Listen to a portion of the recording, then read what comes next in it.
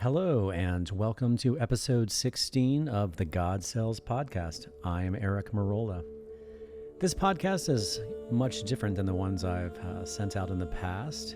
I speak to Paul from Texas, who, at least for now, is the last American to have received fetal stem cell therapy before Putin decided to indiscriminately carpet bomb the country of Ukraine.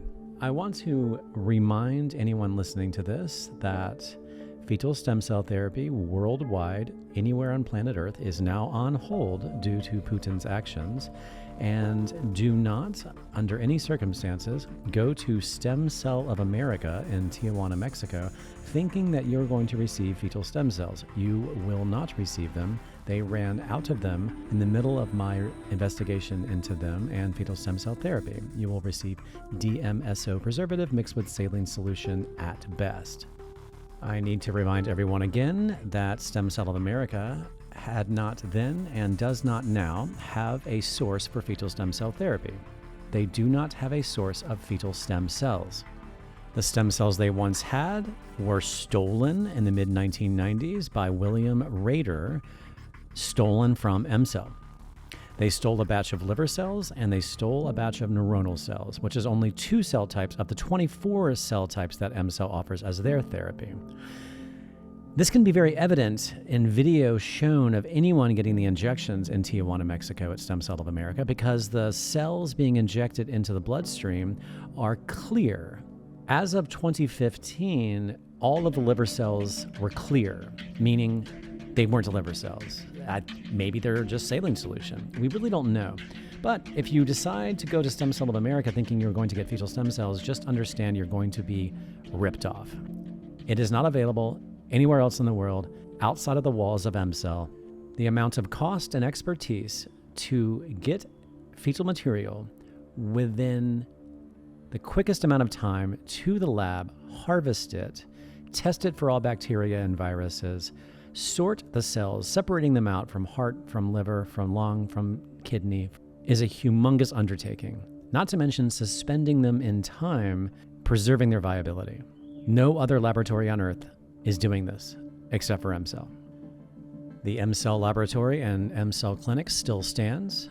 Its stem cell bank is currently being preserved. And as of now, there is hope, once Putin is defeated, that their operation can continue and people from around the world can continue to get this therapy. My new documentary, which you'll hear me talk a little bit about in this podcast, was well into production. I finished all of the filming after 2 to 3 years of traveling the world around the United States, filming patients. I did an extremely deep dive into the science of this, helping the viewer understand that all other stem cell therapies are far inferior and I dare say a waste of your time unless you're trying to just simply fix a sports injury.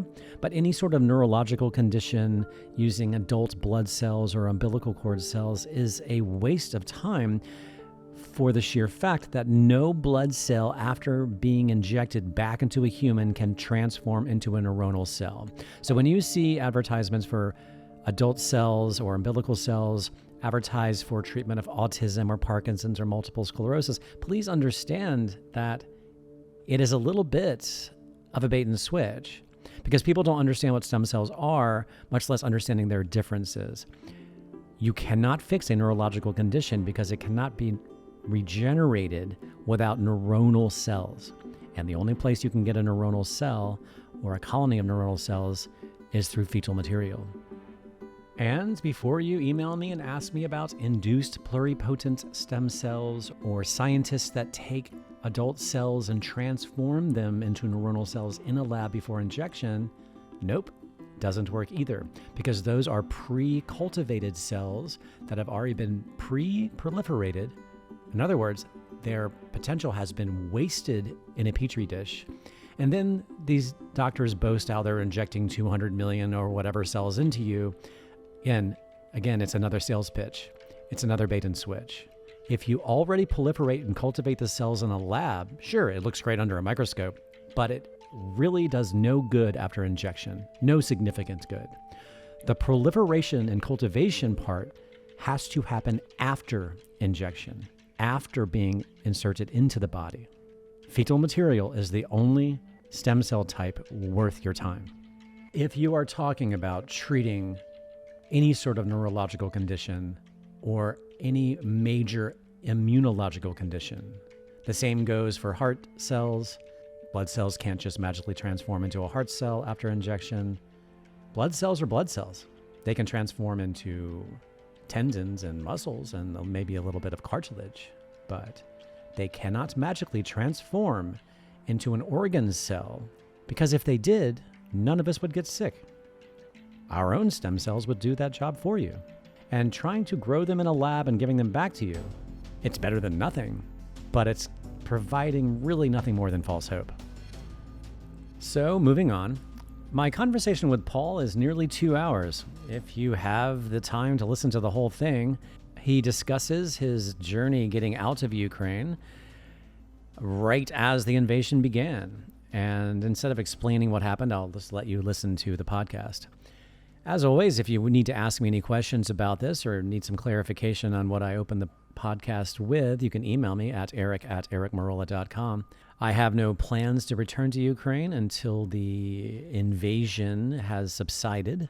There are many question marks about the fate of Ukraine as a country and the fate of fetal stem cells in general. But as long as everything still stands in regards to the clinic, there is still hope to hold on to.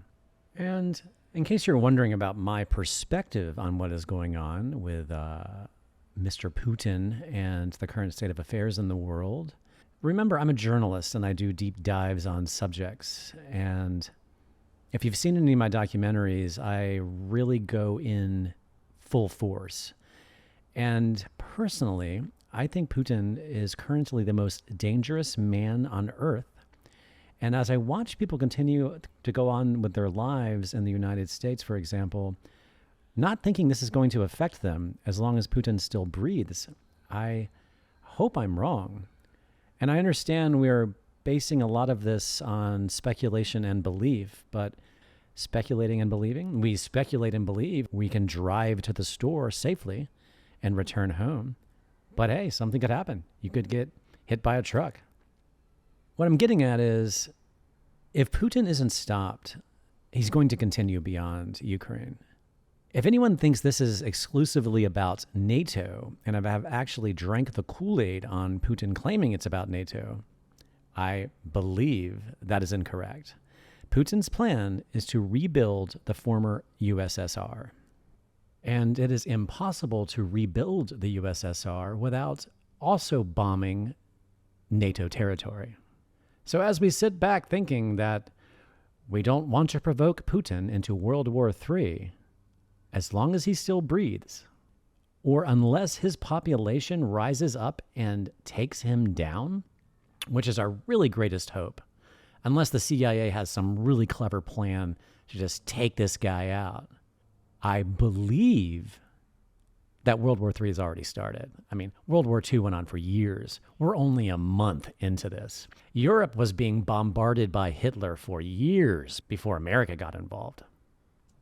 Putin is not one to lose. Putin will go full force. He will not surrender. And he's the kind of person that will take everyone down with him before he loses. He has carried on through with every threat he has made so far. And just give it some thought. Do you think he won't use a nuclear weapon? I do. And I certainly don't think he needs the NATO excuse to do it. I hope you enjoy today's podcast with Paul from Texas. One last thing real quick, in case you're watching this on YouTube, instead of editing in the videos he talks about during my interview, I'm going to throw the videos in right now. This is a photo of Paul at MCell during his therapy. Here is the video through the windshield of Paul's van, noticing what appears to be either National Guard or regular citizens unloading their machine guns.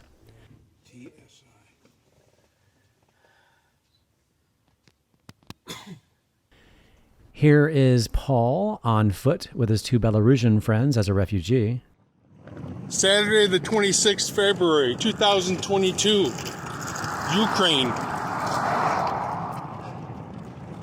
I'm officially a refugee. First time in my entire life. Nick, first time for you to be a refugee? Yeah. Alex? Yeah, for sure. My Belarusian buddies.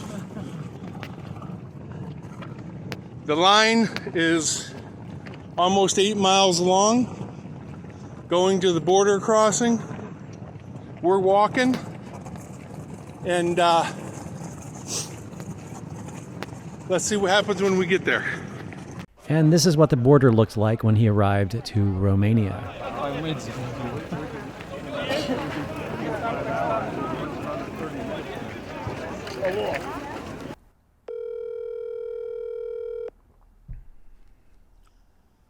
Hey, Eric. Hey, Paul. How you doing? Not bad. How are you doing? Oh, living the dream, buddy. Awesome. Yeah, so, I mean, clearly, as I said, I kind of wanted to hold off speaking to you before we could maybe sort of get it on the record, which you're gracious enough to do. And frankly, I think you're the last American to have ever been treated. Not funny at all, but I should get some award or something then, huh? I think escaping with the successful therapy and your life is award enough. Yeah, you're right. I don't want to be. And one, I don't be too greedy. right. And honestly, one hell of a story to tell, which I'm sure this is partly why I wanted to talk to you. You're literally, other than Ukrainians I know on the ground that live there. But yeah, so I mean, you basically, let's run through the timeline. So you contacted me like a week and a half before all of this. I was like, look, if you're going to go, just go now. I think this is highly unlikely. I think you said something like, I have nothing else to lose. I mean, anyway, right? You were literally like, this sucks so bad having this neuropathy. You arrived on a Saturday or a Sunday, right? I arrived on Sunday. It was what was it, the 19th, I believe. Yeah. Okay. Yeah.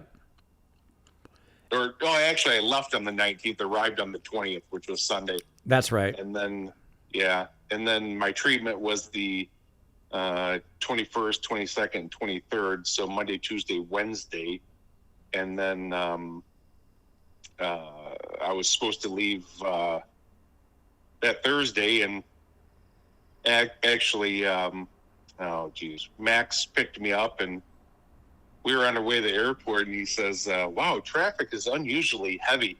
Yeah. And because it was early in the morning, and I go, yeah, that is odd, isn't it? And he says, yeah. So we get to the airport, and there's a police blocking the road, and it's like, airport's closed. And that's when I was like, okay, I got to figure some shit out now. Yeah. Yeah. Had you known that the invasion had begun at that point, or is it just? No. Yeah. No.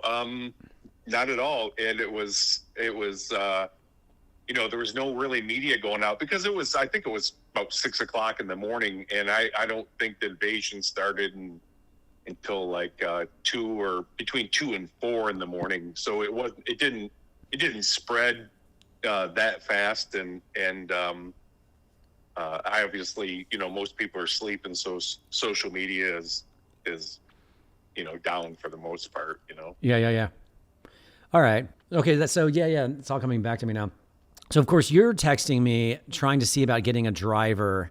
I did try, for that. And honestly, I, thought it was going to be easier than that, but everybody was sort of scrambling, protecting their own lives and their own families once things started rolling throughout that day and the next day.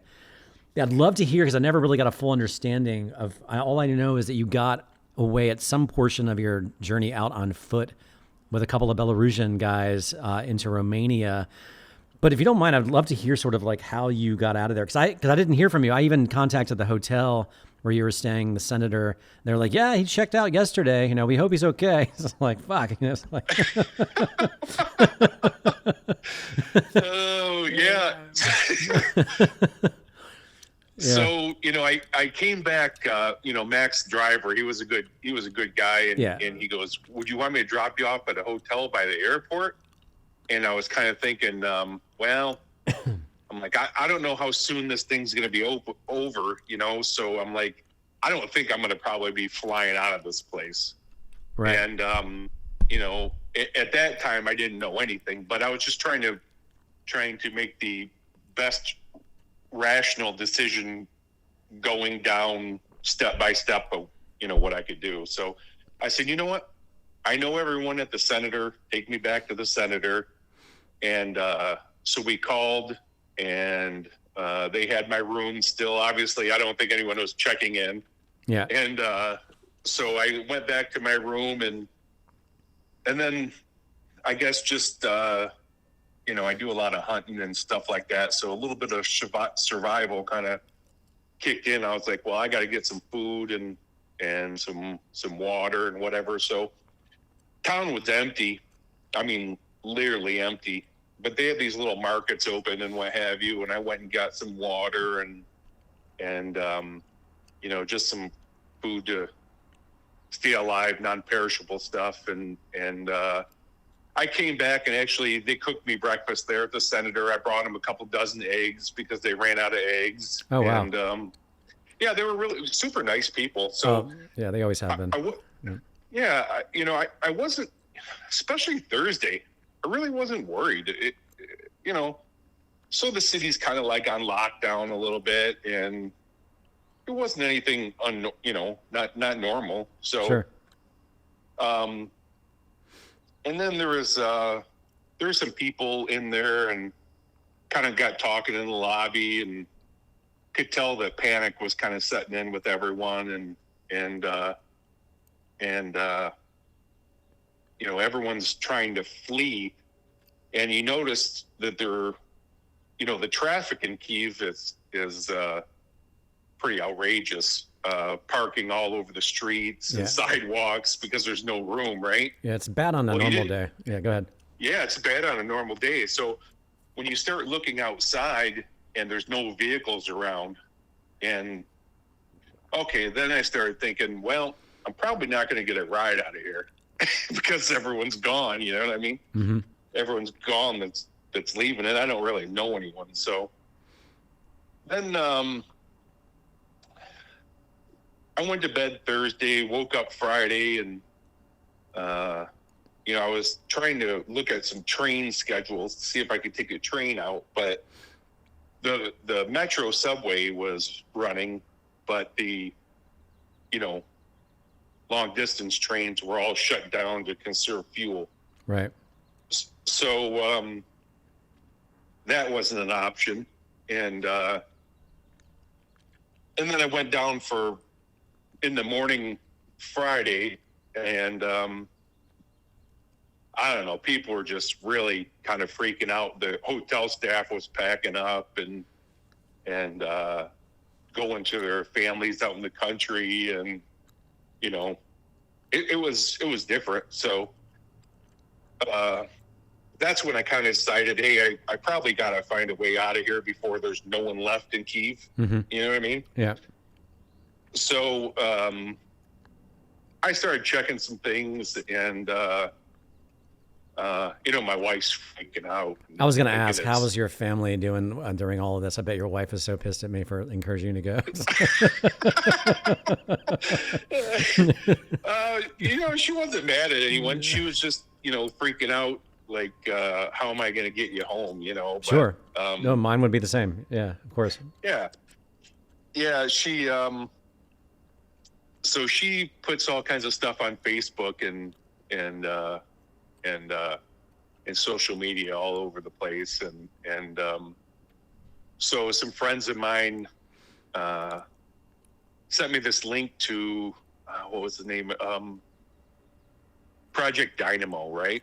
Okay. And I'm not kind of a person that wants help or anything. I like doing things on my own. It was funny. I gathered that from you. I was like, huh. Like, I'm surprised. Like, I did obviously try to help get drivers for you, but I just didn't. First of all, to be honest, I didn't anticipate this even happening. I really did not believe in a million years this was actually going to happen. And of course, everybody was, like I said, protecting everybody. Then you were unusually quiet.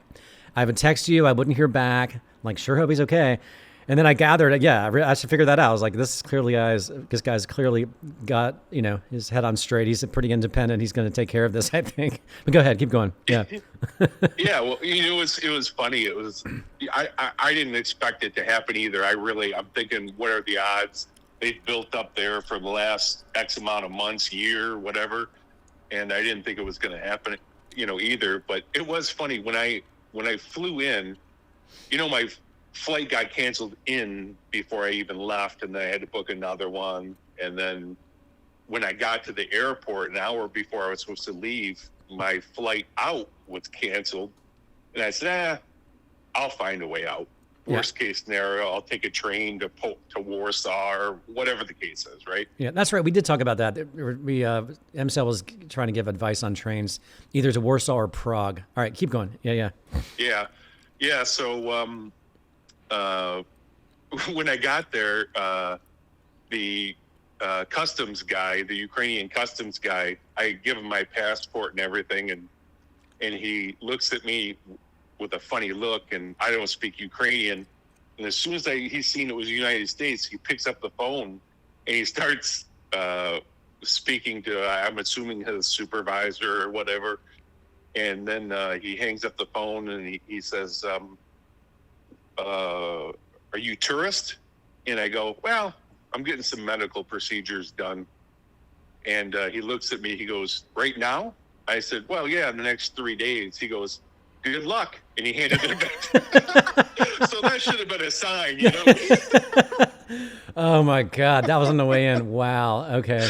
Yeah. Cause I've literally been there 30 times and I've never had anybody speak to me. Yeah, that's huge. Okay. Yeah. Yeah. But anyways, so it was Friday. And so I'm like, well, I got to kind of think about this. I didn't want to, my wife's calling the embassy and she's freaking out. I said, Susie, relax. I said, I took videos, CNN, I have a video, CNN's describing Kyiv as getting bombed and all this stuff. And I'm walking down the streets. No one's on the streets. Mm-hmm. We're just walking down there. There's no explosions. There's nothing. So I said, just relax. Don't, freak out about what you see on TV, Yeah. So, and then, so she had a customer in her work, and she didn't sleep very well. And so she looked really, probably, I'm not going to say this, she looks beautiful all the time, but she probably didn't look too good that day. Okay. So the customer said, what's wrong? And she said, my husband's stuck in the Ukraine. And the lady was like, oh my God, fill out this paperwork right here. So it was to that Project Dynamo. That was the second time. So I didn't even know my wife filled it out. My wife just filled it out and sent it in. And I got a call Saturday morning, and I seen it was a 516 area code, and I'm like, just another spam call. Yeah, you know what I mean? It's New York or Tampa. I can't remember where they're from. Okay. It's one of the two. But, and I'm like, I'm not going to answer it. I'm like, well, hey, I ain't got nothing else to do. I might as well answer it. So I answered this phone call, and it's this lady, Pete, what was her name? Olivia. And Olivia was the husband of Brian, who runs this project, Dynamo.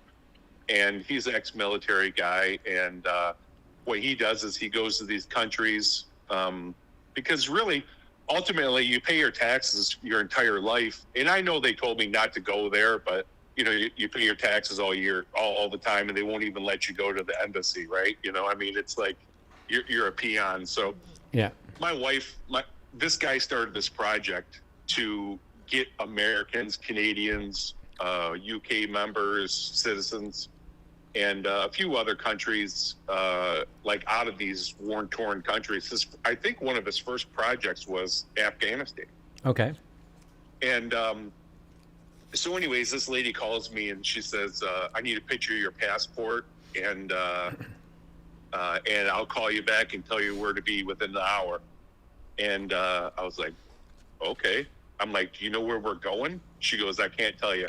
I'm like, well, I mean, I don't want to really go on a tour of the Ukraine. I'd like to know where we're going. Right. So I sent her a picture of my passport. She calls me back in 10 minutes and says, be to this location within an hour, and there'll be a bus there. And so I went, and I forgot the girl's name at the counter. Super, super nice girl. And I said, because I don't have any, they don't use Uber and Lyft over there. They use like Buzz or something else like that. I didn't have any of that information. Yeah.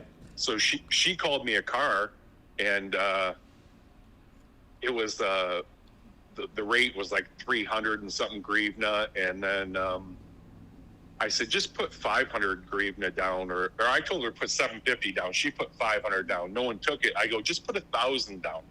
1,000 grivna is like $34. Yeah. I'm like, who cares, right?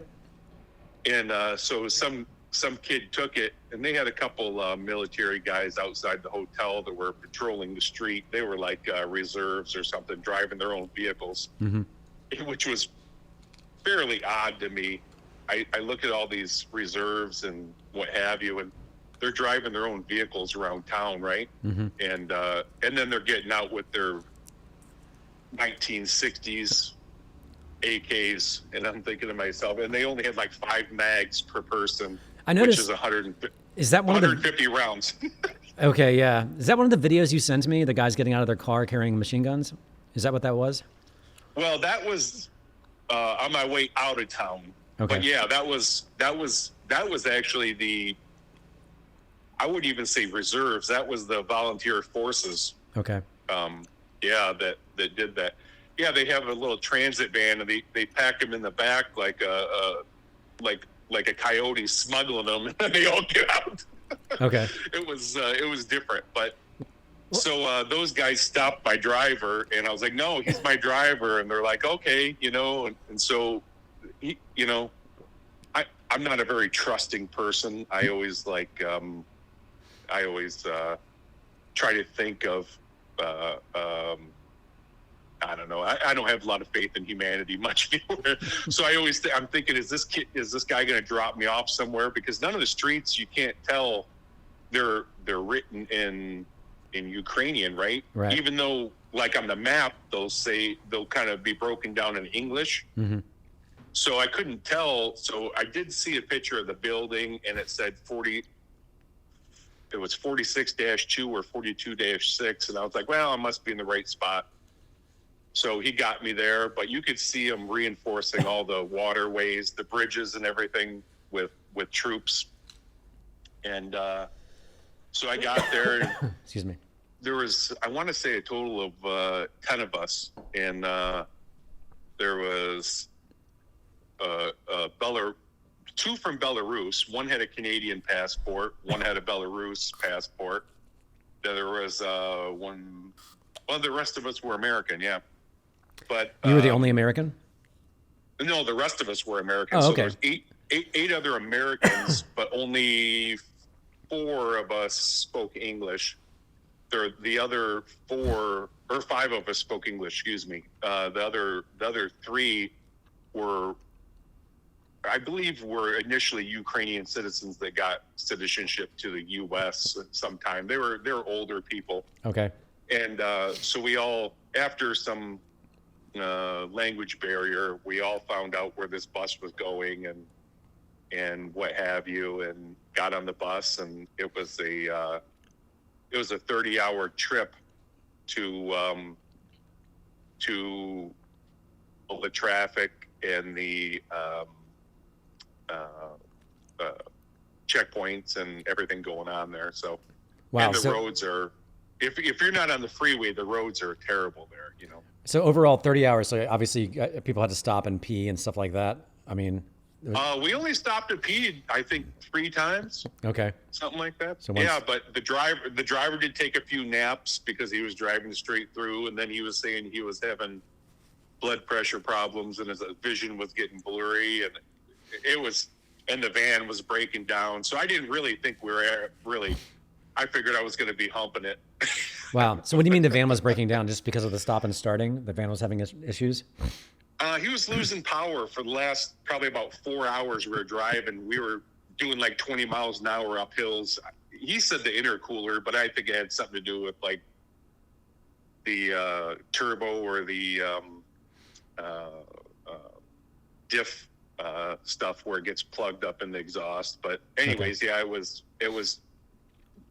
not, it was not great. But we went, I know I'm going to say this town right, but we finally got to this town, Cherninsky, I believe it was. It's about 25 kilometers from the border of Romania. Mm-hmm. And there's a resort there that has a hotel and a lake and saunas and what have you, and a restaurant. And we met Brian there, and Brian actually, they provided us with dinner. I was pleasantly surprised. They had a nice dinner there. So I'm sorry, who's Brian? He's the person that with the organization? Yeah, with the organization. Now his wife's in Tampa, Florida, Olivia, and they have other volunteers. And Brian actually got to the Ukraine, I think just the day before. But he is in the western side of the Ukraine.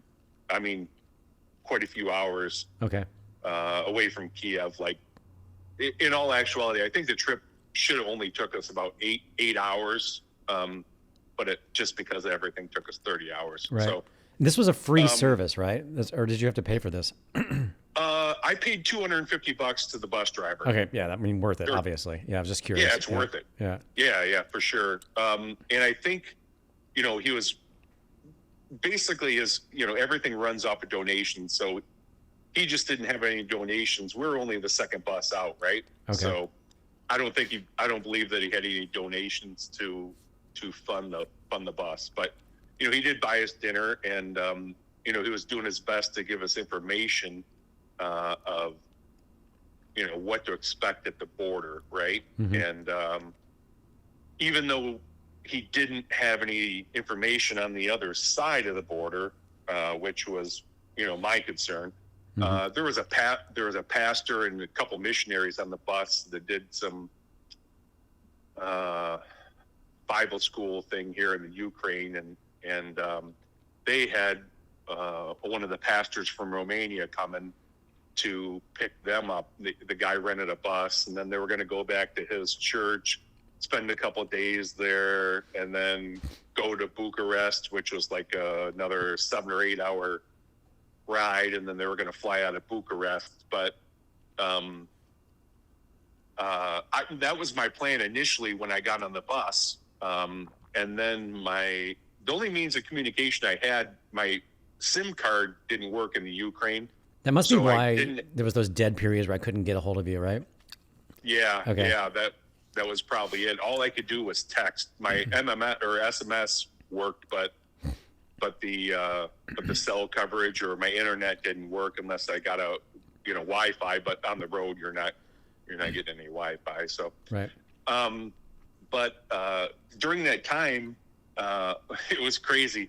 So my youngest son played AAA hockey for the longest time, and played with this kid whose parents. It's way down the line. So my son played hockey with this kid whose parents were friends with this Romanian couple. And from this private school they went to, and so they called them and said, "Hey, do you know anyone in Romania?" And they're like, "No, but my friend does." So they called this other Romanian family, right? Mm-hmm. And the guy's in California, and he goes, "Yeah, my sister and my brother-in-law live right at the border there. It's called I'm going to say it wrong, Sitka, something like that." Okay. And I was like, my wife was like, "You got to be you got to be crazy." So they all got out of. What do you mean? Why'd she say that? Wait a minute. What did she mean by that? Like if you just threw it out there and said, what's the chances of somebody living on the border of Romania where her husband's fleeing to? Yeah, right. Okay, got it. Yeah. Yeah.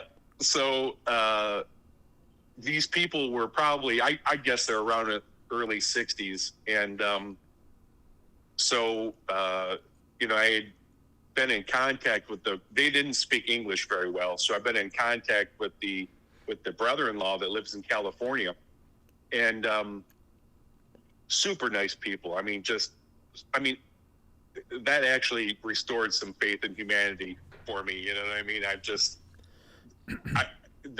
To think that there's people still out there like this, how nice they were and how caring they were and everything, Mm-hmm. And so I told them, I'm like, hey, I'm in this Chuninsky. The driver's going to take a nap. We're all eating. And then we're going to get dropped off. We're going to get taken to the border. I think we're leaving at 10 o'clock. So we won't be there till about 11. And I go, but I don't think it's going to be a very quick border crossing. So tell your brother-in-law, just to stay home, sleep, do whatever he's got to do.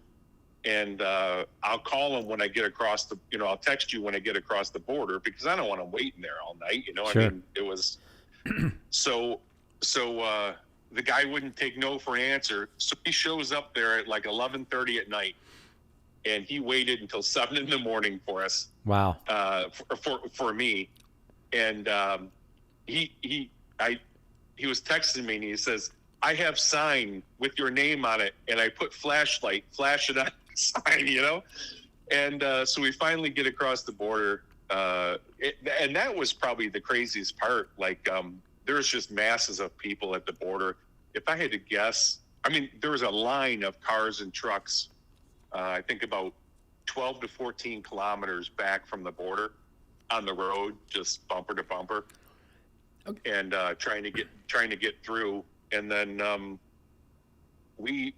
our van drove up along the side of the road about 5 kilometers out, and then the road got narrow and he couldn't drive up the side of the road anymore. So we're like, well, we're just going to walk. So we got a backpack on, and I pulled my suitcase thing, my little suitcase, and me and a few other guys, we all walked together up to the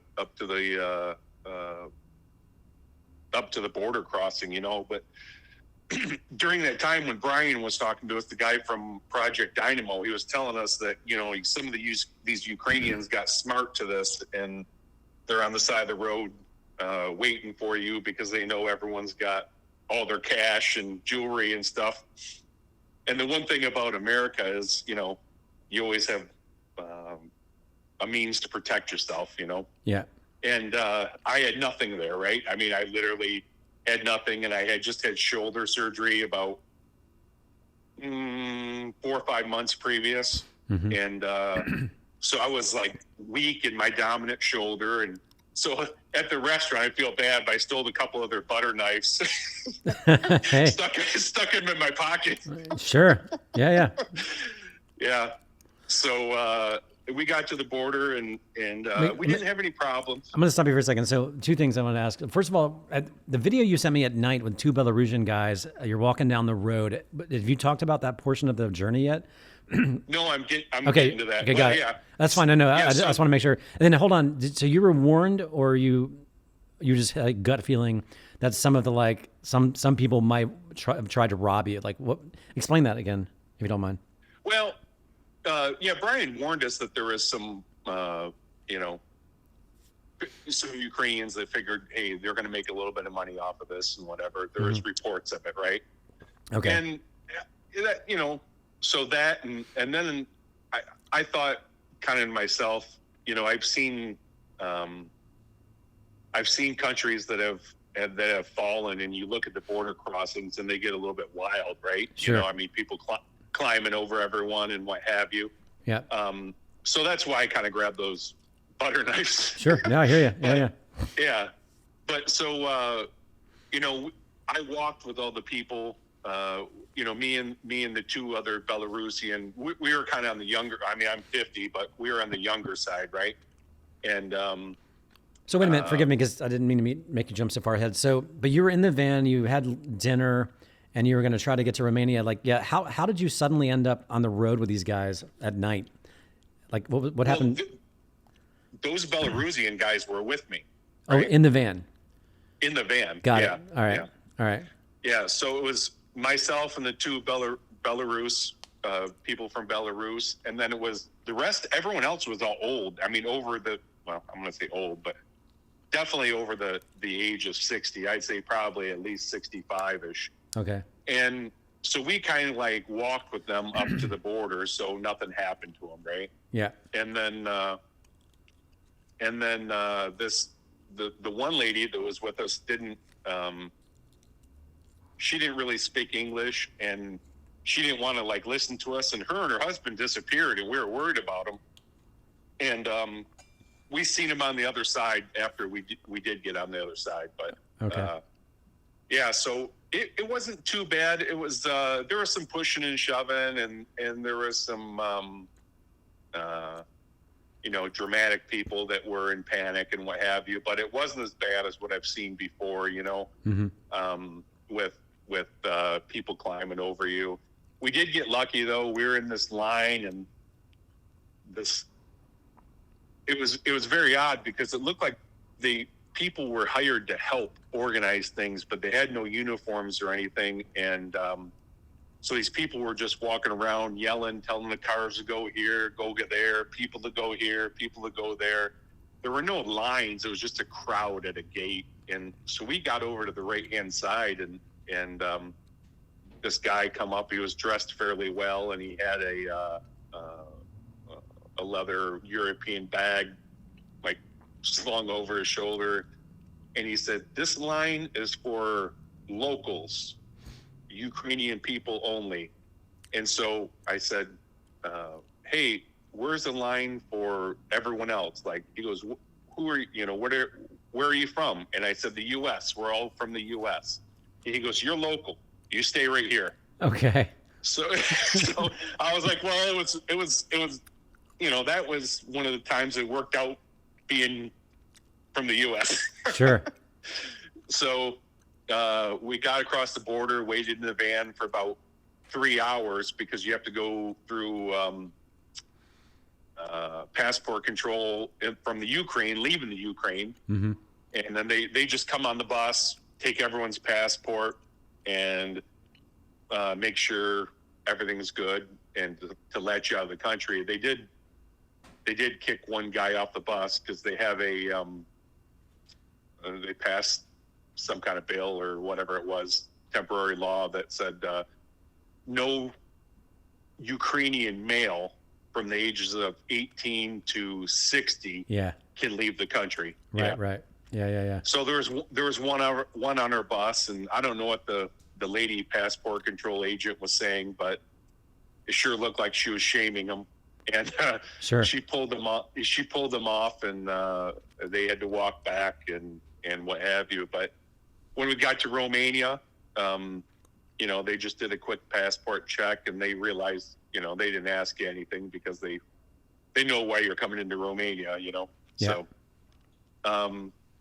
and then I got off the bus in Romania, and I texted the guy in California, tell his brother-in-law that I was just in, coming across the border, and I get off the bus and I throw my backpack on, and I turn around and I see this guy holding a flashlight, and he's got my name on this piece of cardboard.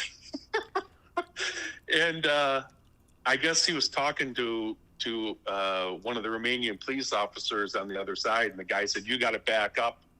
You're never going to find him. Just back up. Go find him back there." Right. And we walked up, and he gave me a big hug and everything, and the Romanian police officer was like, "That's unbelievable." Wow. Yeah. So I told everyone bye, and we exchanged numbers before that, and I told everyone bye and went and got in this Volkswagen Passat diesel, Mm-hmm. and I actually felt safer in the Ukraine than I did driving with this guy. Okay. Wow. Okay. I make that joke, but he wanted to drive like Mario Andretti, but his skills were like, you know, a 14-year-old driver. Wow. He was flying through these back roads of Romania at like, you know, 6 o'clock in the morning or whatever. And we were missing corners. We were in the gravel. We're in the other lane. And oh man, it was funny. It wasn't that scary, but it was funny that I was like, I made it through this, and you know, now I'm going to die on the other side. Right. So he took me back. They lived out in the middle of nowhere, in a farmhouse. He had actually, we got there in the morning, and the light was just coming up, and he wanted to show me his garden and everything. And I was like, that's cool. I was a little tired. His wife started yelling at him, like, get him to bed, you know. So we went and looked at his fruit trees and all kinds of stuff. And then, so I slept for about eight or 9 hours, and woke up, and well, actually, she made me have breakfast. They had bees, they had fresh honey, and she made me this homemade bread and something else. I don't know. It was kind of like an oatmeal and maybe buckwheat cereal. I think it was something like that. Yeah. And then I woke up and I called my wife, and she had found some tickets for me, airline tickets. You know, we're down in like we're up in northern Romania, and there's like you know, there's no big towns there, right? Sure. And really the only biggest town in Romania is Bucharest, right? Mm-hmm. And so she found me. She talked to the guy in California that, you know, helped me with his brother-in-law and everything, and he said there's flights out of this town called Sixivia. So she went there and found some flights out of Sixivia, so I woke up. The lady made me some homemade soup and everything for dinner, and what have you. We talked for a little bit, and I was using that Google app, translator app, because you know, he spoke some English. I believe he worked in the UK before, and so he spoke a little bit of English, but he was high energy guy, and he'd get rambling, telling stories, and then it was all broken, and I couldn't understand what the heck he was saying. So we put it down on the Google Translate app, and we started laughing, and we're having a good time, and so he drove me. That was, you know, 7 o'clock at night. So we went back to bed, and we woke up at like 3 a.m, and he drove me to the airport in Sixivia, which was about 45-50 minutes away. And I hopped on, there was a little one-gate airport, hopped on a plane from Sixivia to Bucharest. And then I hopped on a plane in Bucharest to Klug, which is up in Transylvania. So I did a V in Romania, and then from Klug I flew to Austria, and I spent the night in Austria. Did you get a hotel, or did you just spend the night in the airport? No, my wife got me a hotel. Okay. And I didn't get much. I mean, by the time I got in and grabbed a bite to eat and got to bed, and I think my flight left at 6:30 in the morning or something. So I didn't, you know, I probably got a good six hours, but it was better than nothing. So, totally. So I went back to the airport in Austria, and I got on a plane to Paris and landed in Paris, and I only had like an hour and 15-minute layover, and they changed the gates, didn't text you or anything. So I went to the wrong gate, missed my flight. So I waited 4 more hours and met these other American people there that they were actually out they were missionaries in Congo, Okay. and they were flying out of Congo back home to their son's house. And so I talked to them and what have you, and then caught the next flight, which was probably good. I think the one flight was kind of full. This one was maybe a third full. I had my whole row to myself, and it was great. So I flew from Paris to Atlanta, and then Atlanta to San Antonio, and Wow. got home, and yeah. How long was the actual journey? Like from the beginning, it was February 24th was the beginning. That's when you're on the way to the airport before you actually got home. Was it like almost a week? Yeah, it was. So that was a Thursday, and I got home Tuesday at like 11 o'clock at night. Okay, so not quite a week. That's not bad. So not quite a week. Yeah. Yeah, okay. Wow. But yeah, when we were rolling out of town, though, in the bus, you could see that, I mean, we probably counted at least 40, 50 tanks rolling in, and hundreds of troop carriers. Russians or Ukrainian? Ukrainians, Okay. all Ukrainians. Okay. Yeah. And they had the city pretty much. They were going around the city, closing all the roads off with cement barricades and what have you, and making checkpoints and what have you. And it's really hard to tell what's going on. I definitely don't watch the mass media news, because I mean, right from the get-go, they're saying they're bombing Kyiv, and I'm walking around town, and so I try to either watch some podcast, or I try to like the Epic Times is a good source, Mm-hmm. and some independent news.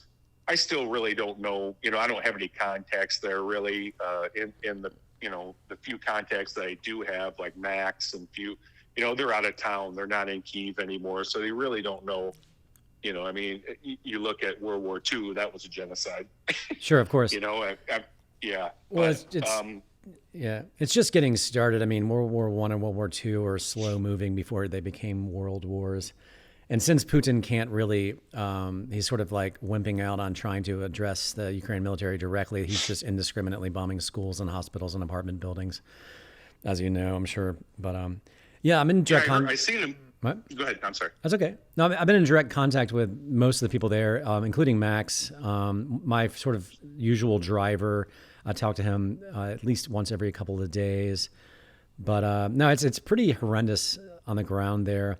I mean, like something as simple as like I kept checking in, like, is the clinic still standing? Is the clinic still standing?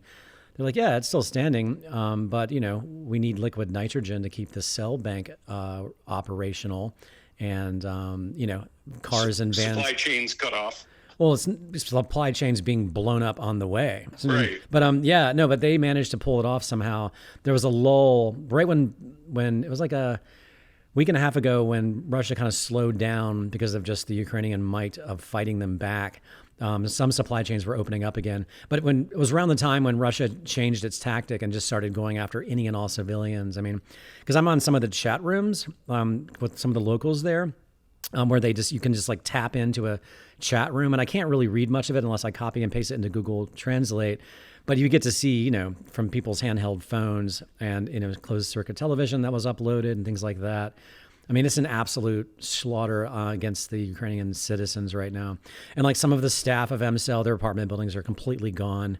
They're, some of them are in the western part of Ukraine. Max is still in southern part of, both south of Kyiv with his family, holding an AK-47. Because he can't leave, otherwise anyway. Some of the people have escaped to Europe, but there's about 30 people at the clinic with 4 AK-47s there. They need bulletproof vests, and trying to help them try to find those. If I can pull that off, I mean, it's not an easy task. I mean, they're not like that easy to come by. I got people looking in Poland to try to see if we can get them, at least a couple of them. It's not going to help you against a bomb, but at least they have something to protect themselves if Russians start coming onto the property. because it's sort of like they're going to hold that place down, to the death, unfortunately, if they can pull it off. But yeah, going back to genocide, I mean, yeah, it depends on what you define that as, but it's indiscriminate. I mean, just this morning, a hypersonic missile was launched by Russia, allegedly, not a nuclear one, but they're upping their ante on the civilian population pretty Right. heavily. Yeah.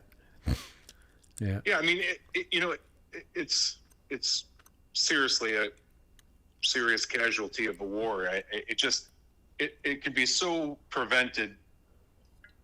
It could have been prevented if, I don't know, if this whole NATO, UN, or EU thing would have been this agenda just jammed down the throats. I mean, you sent me that podcast or that lecture of that foreign policy professor from University of Chicago. Yeah. And I was listening to him, and I mean, whatever administration, we didn't push it. No previous administration pushed this in the last 8 years like this administration has, and basically, it's almost like the U.S. and the Western countries are pumping the chest up the Ukrainians and filling them with almost false hopes, right? I mean, of becoming a member of NATO and the EU and what have you, and it's because the German chancellor doesn't even want him in there, and I just feel really sad for the people because of politics and. Well, unfortunately, Ukraine has been used as sort of a buffer for years. Yeah, by both sides in a way. But it's more NATO and the West's fault about what's happened. Again, it's hard to not be misunderstood on this one. But if they just allowed Ukraine into NATO ages ago, we wouldn't be here right now. Or if we were, the entire NATO alliance would be fighting Russia and not allowing this to happen. But yeah, I mean, I even have one of the lead scientists on camera because, as you know, I was in the middle of working on a documentary about M-Cell, a sequel to the God Cells that sort of focused exclusively on what they were doing.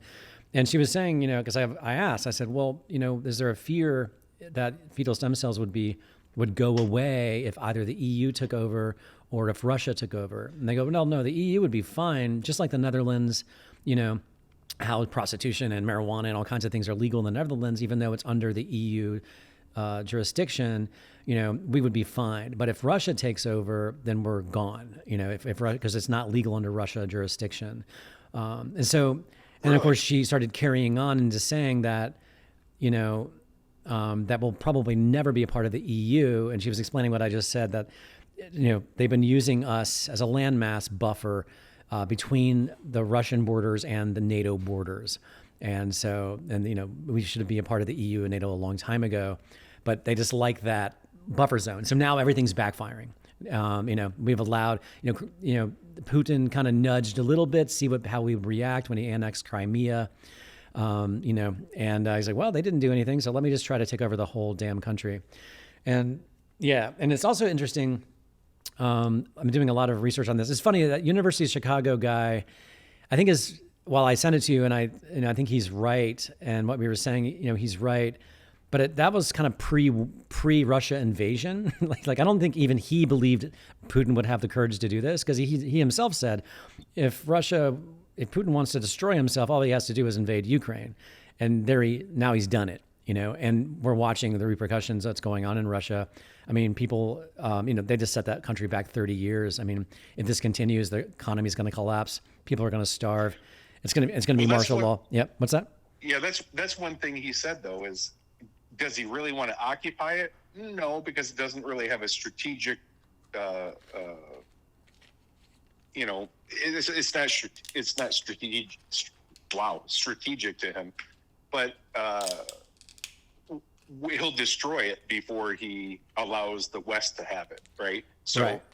And I think I kind of think that's what he's doing.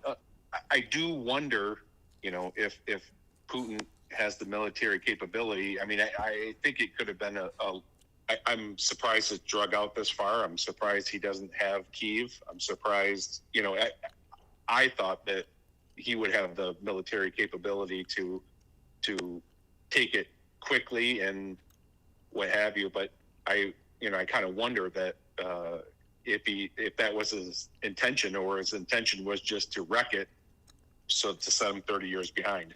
You know what I mean? It depends on who you talk to, and obviously there's a lot of sort of dubious speculation based on just his previous actions. But there's a lot of people that believe, and I kind of tend to lean into that camp now, that he is going to try to take back the former Soviet Union.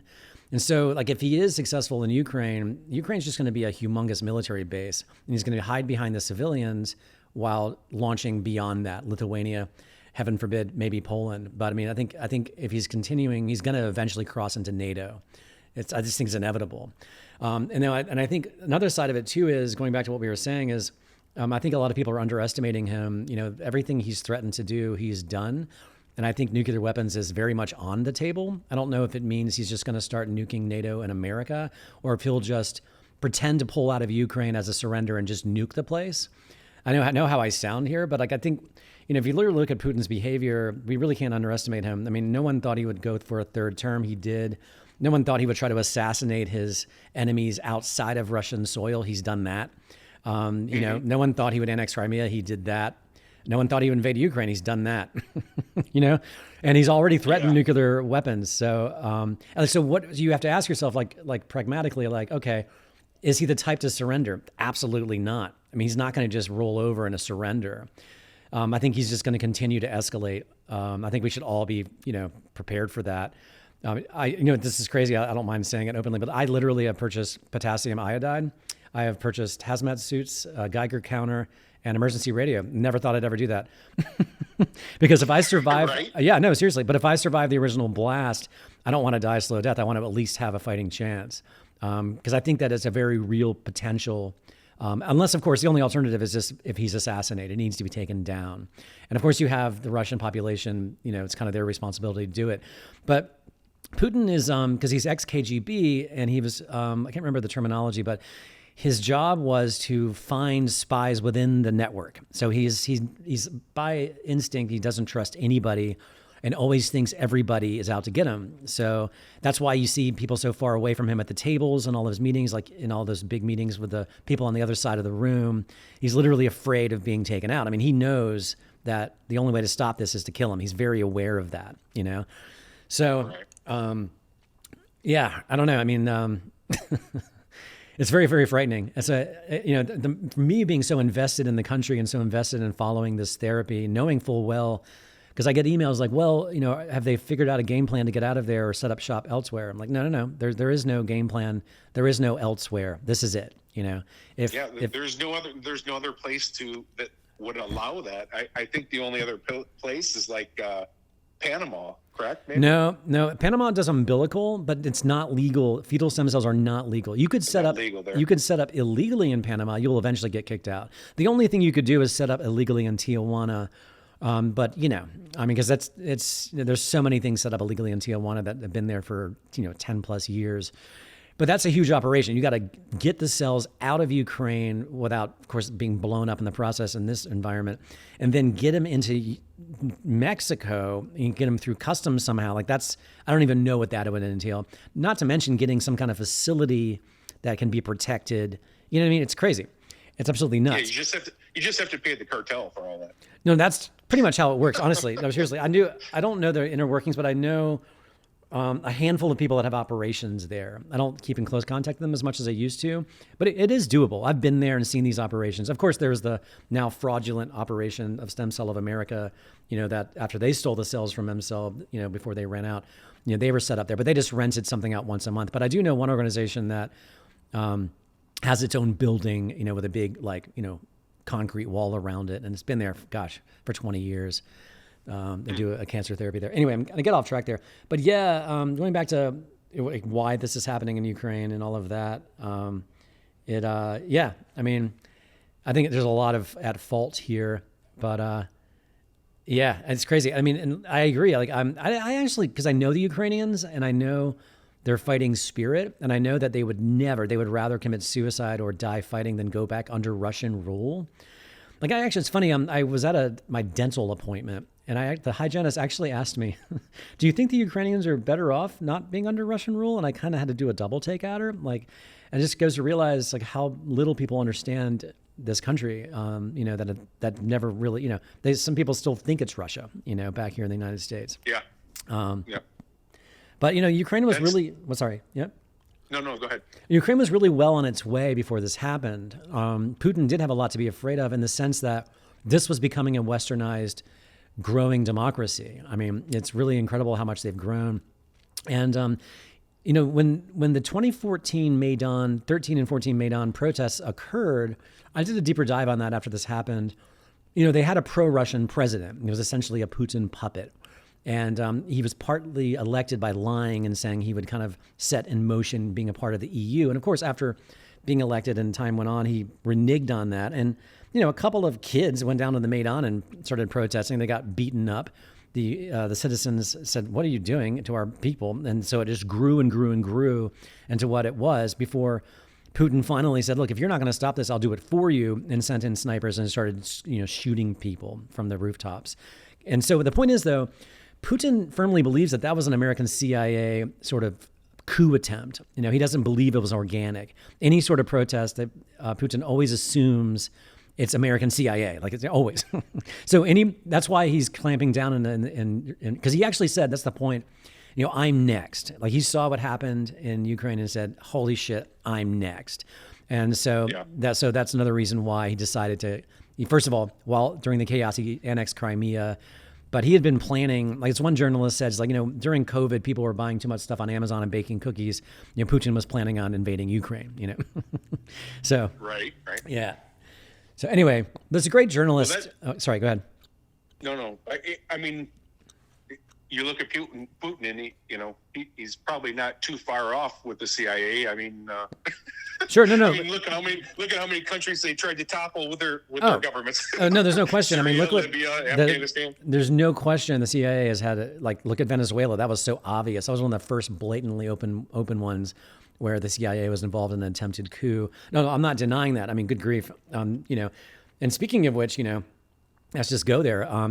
It's amazing to see American government start talking about false flags when false flags on all sides have been the first go-to thing to do to start a war. I mean, all of them, from the Lusitania to the Gulf of Tonkin. And, I'm not naive to this, but it is interesting to finally see, America going, whoa, you can't use those bag of tricks to start a war. That's our job. It's like, you know what I mean? Even though, that's what Putin has done, the Chechnyan war and a lot of things, he's blown up his own buildings to start wars. I mean, but it's kind of nice to see all of this kind of in the open. I don't want to use the word nice. That's the wrong terminology, but the fact that some of these, what would once be considered a conspiracy theories, all out in the open. I mean, it's incredible how the evolution of everything has happened because of this invasion.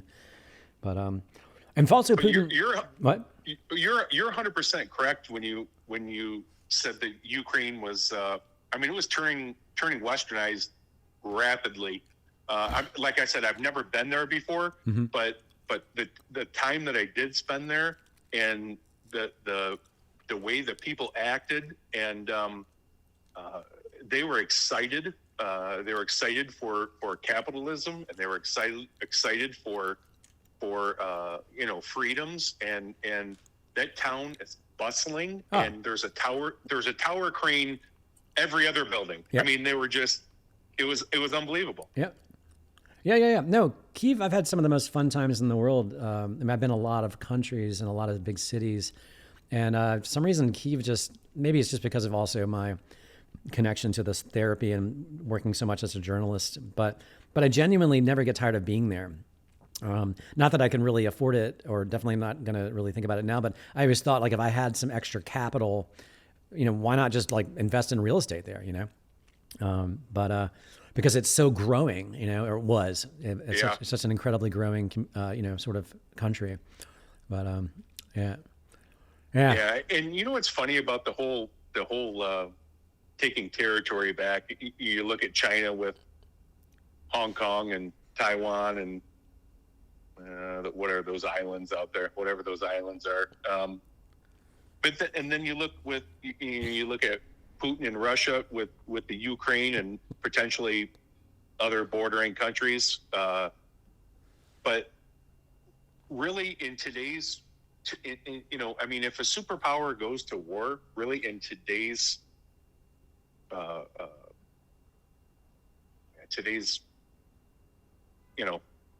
wartime, Mm-hmm. it's not conventional war anymore. It's not like 50 years ago, even like Afghanistan. It's all about how does one superpower stop another superpower? The only way is a nuclear threat, and that's what's so scary about it. We're not going to send troops there because it just doesn't matter, right? Yeah, you're not going to fight conventionally. It's going to be either with world-ending weapons or with the sanctions are absolutely hilarious. Let's tell Burger King and McDonald's to stop doing business in Russia. That's gonna solve anything. And really these corporations are they're not going to stop business in these countries. They're just going to do it behind people's backs, and they're all about profit. They owe their shareholders, and that's what they're going to do. Yeah, like Nestle refuses to leave. I see people boycotting Nestle right now. But yeah, the sanctions have definitely hit economically, but it'd be okay if Putin cared. Like, he doesn't care about his own population whatsoever. It doesn't really matter. It's all about, him and his inner circle. But yeah, I haven't been paying attention to the sanctions. They are hitting the country extremely hard, but it's not going to prevent any escalation. That's for certain. No. And going back to what you're saying, like, if I was, not that I've ever been in the military, but if I was a sort of high up in the American military, I'd probably be doing war games and how do we flatten the entire continent and pretend like we didn't do it, and not get a retaliatory strike, because hypersonic missiles are impossible to shoot down. They're nearly impossible. I don't know if you've researched this at all, but these things, like normal ballistic nukes, you can knock out of the sky, but hypersonics can turn and weave and dodge, and they can fly below radar. And also, you ever heard of the Russian Poseidon? You ever heard of this thing? Yeah, I have. Yeah. I listened to a guy named Mike Baker. He was in the CIA, and he has pretty good intelligence. I'm sure still, but he. I don't know if he couldn't say it on his podcast or if it's true of what he said. No one really knows who has hypersonic weapons. There's really 3 countries that would have hypersonic weapons, and no one knows which one actually has them, or which one, as bluffing or what have you. But if that was confirmed, Russia had a hypersonic missile, then wow. Well, again, I don't have any proof of this because, it's hard to know what to believe, but just doing research and looking at videos and, about, who has what. Allegedly, they do have hypersonics. America and Russia for sure have hypersonics, allegedly. Yeah. Yeah. Wow. Yeah. That's crazy. Crazy stuff. Yeah, it is. But what's even more frightening, I think, are these Poseidons. Like, they have like 35 of these allegedly, and they can just launch them from a sub, sit them on the bottom of the ocean, like 100 miles off, say Los Angeles or New York, and just turn them on when they feel like it. You know what I mean? And even if, Yeah. So, I don't know. Well, the first week of the Olympics, while everyone was worried about, protesting and COVID and everything like that, the Russians cut a huge energy deal with the Chinese government. Mm-hmm. And they, and that's why I find that a lot of these sanctions amusing. I'm like, dude, who's the producer of everything in the world, more or less? The Chinese. Oh, totally. Okay. Yeah. And if Russia is supplying them natural gas, petroleum, everything else, they built that pipeline down through Kazakhstan right into China. Mm-hmm. And I'm like, dude, that is, they've got the number one economy, really, ultimately. They say the U.S. economy is number one, but we're just purchasers. That's all we do is purchase with our money. We don't really, sure, we build some stuff, but not compared to the Chinese. Yeah. So, I don't know. Yeah, I completely agree with you. I mean, that's sort of like the next phase of this, going back to what I was saying, like how every world war starts slow. It's not like an on and off switch. As soon as there's rumors that China is, helping Russia. It's all rumors at the moment. But I think once that materializes, because I think inevitably it'll eventually come out that China is, going to have Russia's back on what they're doing. And then America will start sanctioning China, and because, and I don't know how much they could do that because like even Taiwan, which China wants to also take over. I mean, so much of our computer chips come out of there. So supply chain problems will be be sent into overdrive, because of all the reliance on the Taiwan computer chips. Not to mention all the stuff we rely on coming out of China in general, outside of Taiwan. It'd be very challenging. It's easy to sanction Russia and cut them off because I think America was only taking 10 or 15% of its oil and or natural gas from Russia. So that's easy, unlike Germany, which is like 75% dependent. But that's how this thing gets ramped up is if, again, it goes back to the only way to stop this is if Putin is on a slab. It just really sucks. Yeah. You're right. I mean, you're right in that sense. I mean, but you look at the world. It's Team Western or Team North America or Team Communism. Yeah. So, and I think that's what this whole thing is about. I mean, you look at they're trying to maintain their ground, right, with their communist countries and their beliefs, and we're trying to, in their view, radicalize the world, make it a Western civilization. Sure. And then, of course, the irony is, if you really look at what communism is, I mean, like the old Karl Marx days, like nothing of true communism is in Russia or China. I mean, if anything, I've argued that they are the ultimate capitalists. America would love to be that capitalist where they can control. Well, they would love to be able to control everything else. Yeah. And, because, Russia and China is basically, they're both capitalists. I mean, it might have the communism sort of like stamp on them, but it's not. I don't know what you would call it. You can come up with a bunch of different vocabulary words for it. But yeah, no, you're right. I mean, there is an East versus West sort of struggle going on that, yeah, I completely agree with you. And it is true. I mean, I think that's why they suppress their people so they don't get, capitalism drives everything. And that's so funny about some of these college students and what have you. And they want socialism and stuff. They're like, buddy, socialism doesn't work. Okay. Even these communist countries are capitalist, just like you said. Yeah. I mean, but they just suppress their people so they don't have the views and the ideas of, free people in the West, or Sure. so-called free people in the West. I mean, it's they even know that communism doesn't work because people starve. There's no food. There's nothing. It just doesn't work anymore. Yeah. Because, unfortunately, you're always going to have the people in charge, wanting more and more and more for themselves. Unfortunately, it's just historically, it's always been that way. So, I mean, you kind of have to start from scratch, and almost like the television show Severance, where they wipe your brain. There's just no way. I mean, you can't reprogram this kind of conditioning overnight. And socialism too. I mean, I know there's a lot of very young, naive people screaming socialism, but honestly, I would argue in many respects, it's kind of already here.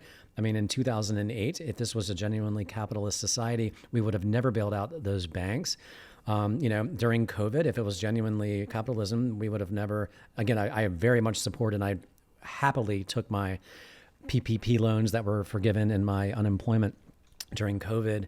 But I mean, and we are, everything's going towards socialism anyway. It just, they just don't understand what it looks like, because as we have this interesting problem where we have technological deflation fighting with monetary inflation. So what I mean by that is, in the next 5 or 10 years, everything's going to be fully automated. And I know we already know this, but it's really happening, and it's happening at an exponential rate. And you walk into like a McDonald's in Paris, and there's really hardly any employees. It's just all kiosks everywhere, and it's all fully automated. I mean, and we're talking about by 2030, most automobiles, it'd be silly to own one at all because they're just going to be driving around all the time. And if you did own one, you're just going to be making money off the one you own as it drives while you're sleeping. You know what I mean?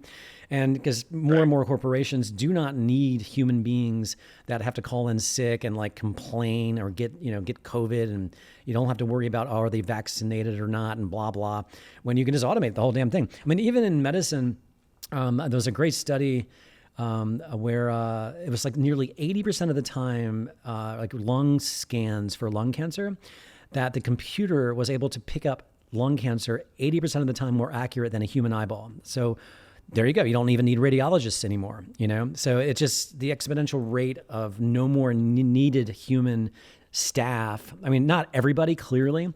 So what I'm getting at is you're going to have no choice but to have a universal basic income, across the board. That's why they're doing the central bank digital currency. There's buzzes about that. So you just knock out the bank and they send it right to your phone wallet. And also you'll have negative interest rates as well, where if you don't spend it, it'll just go away. So socialism is well on its way. You know what I mean? Unfortunately. Yeah.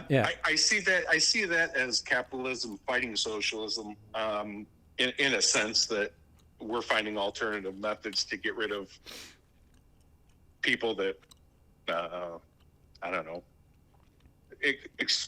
expungent wages and what have you. I just, but I agree with you in that. And the whole thing that's scary is the digital wallet. Now they can tell you. They can do anything with that. It's not even a currency. They're going to call it a currency, okay? Mm-hmm. But it's actually a voucher, okay? Mm-hmm. So when they put that money in your digital wallet, maybe they'll tell you you can only eat McDonald's once a week because it's bad for your health. Beef is bad for you. Sure. Or they can tell you can only, you're allowed a 6-pack of beer a week. So, I wish these people would like open their eyes and see.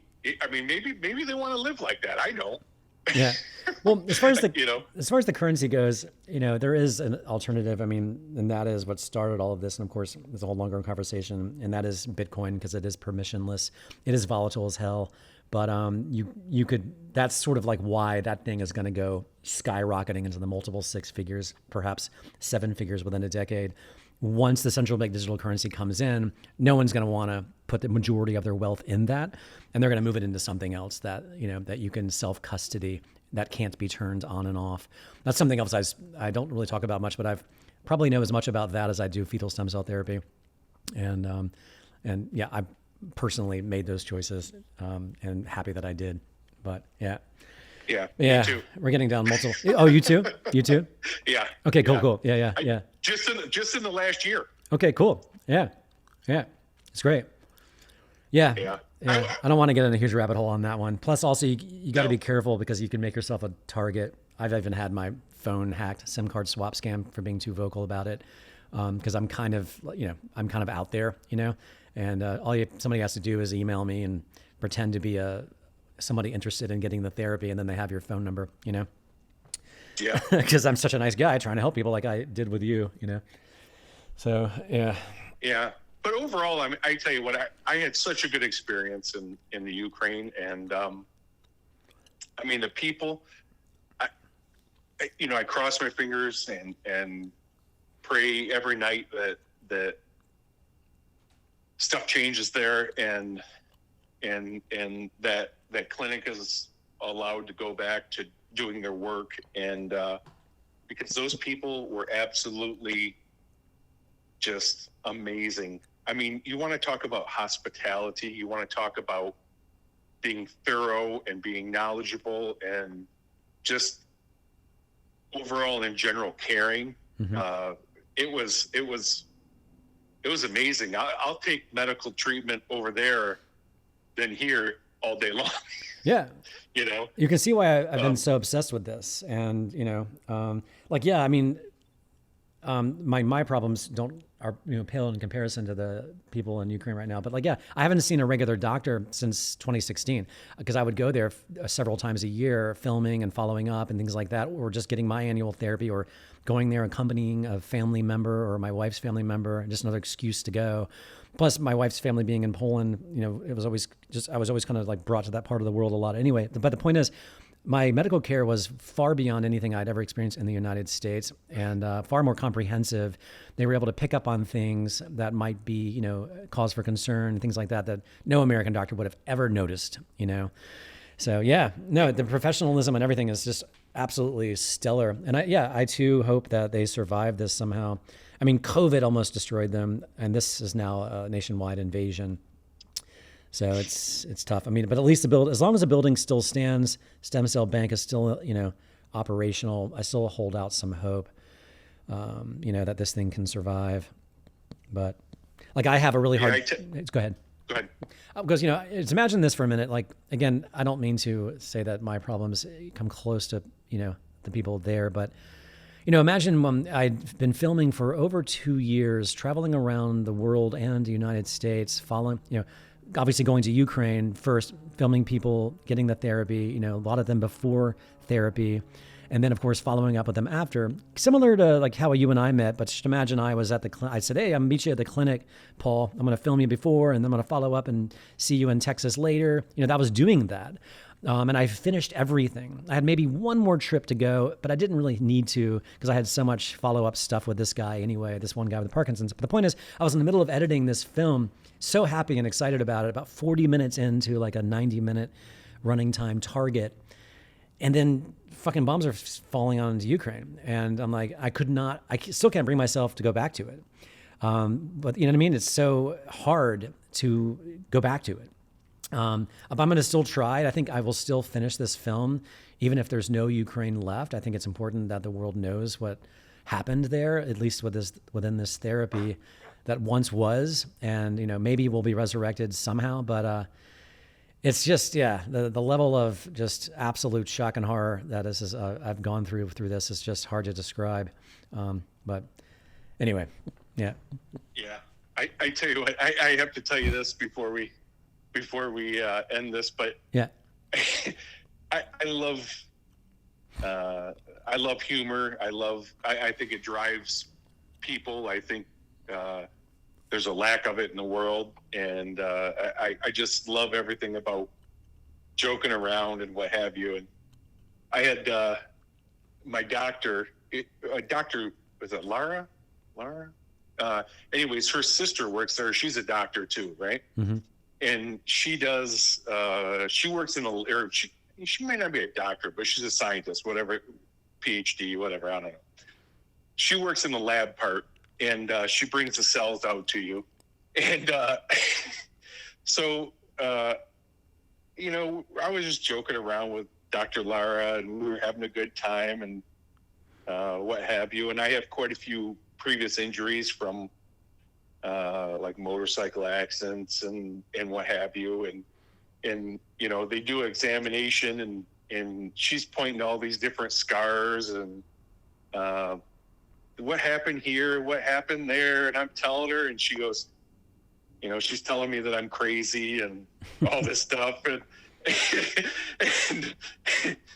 And so her sister comes in to, on the first day, to inject the stem cells into the intravenous IV, Mm-hmm.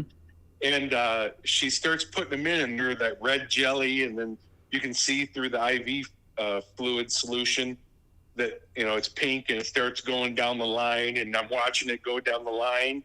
As soon as it got to my arm, I looked over at her, and I just started shaking like I was having a convulsion. Yeah. And the look on her face was like, oh my God, what's happening to this guy?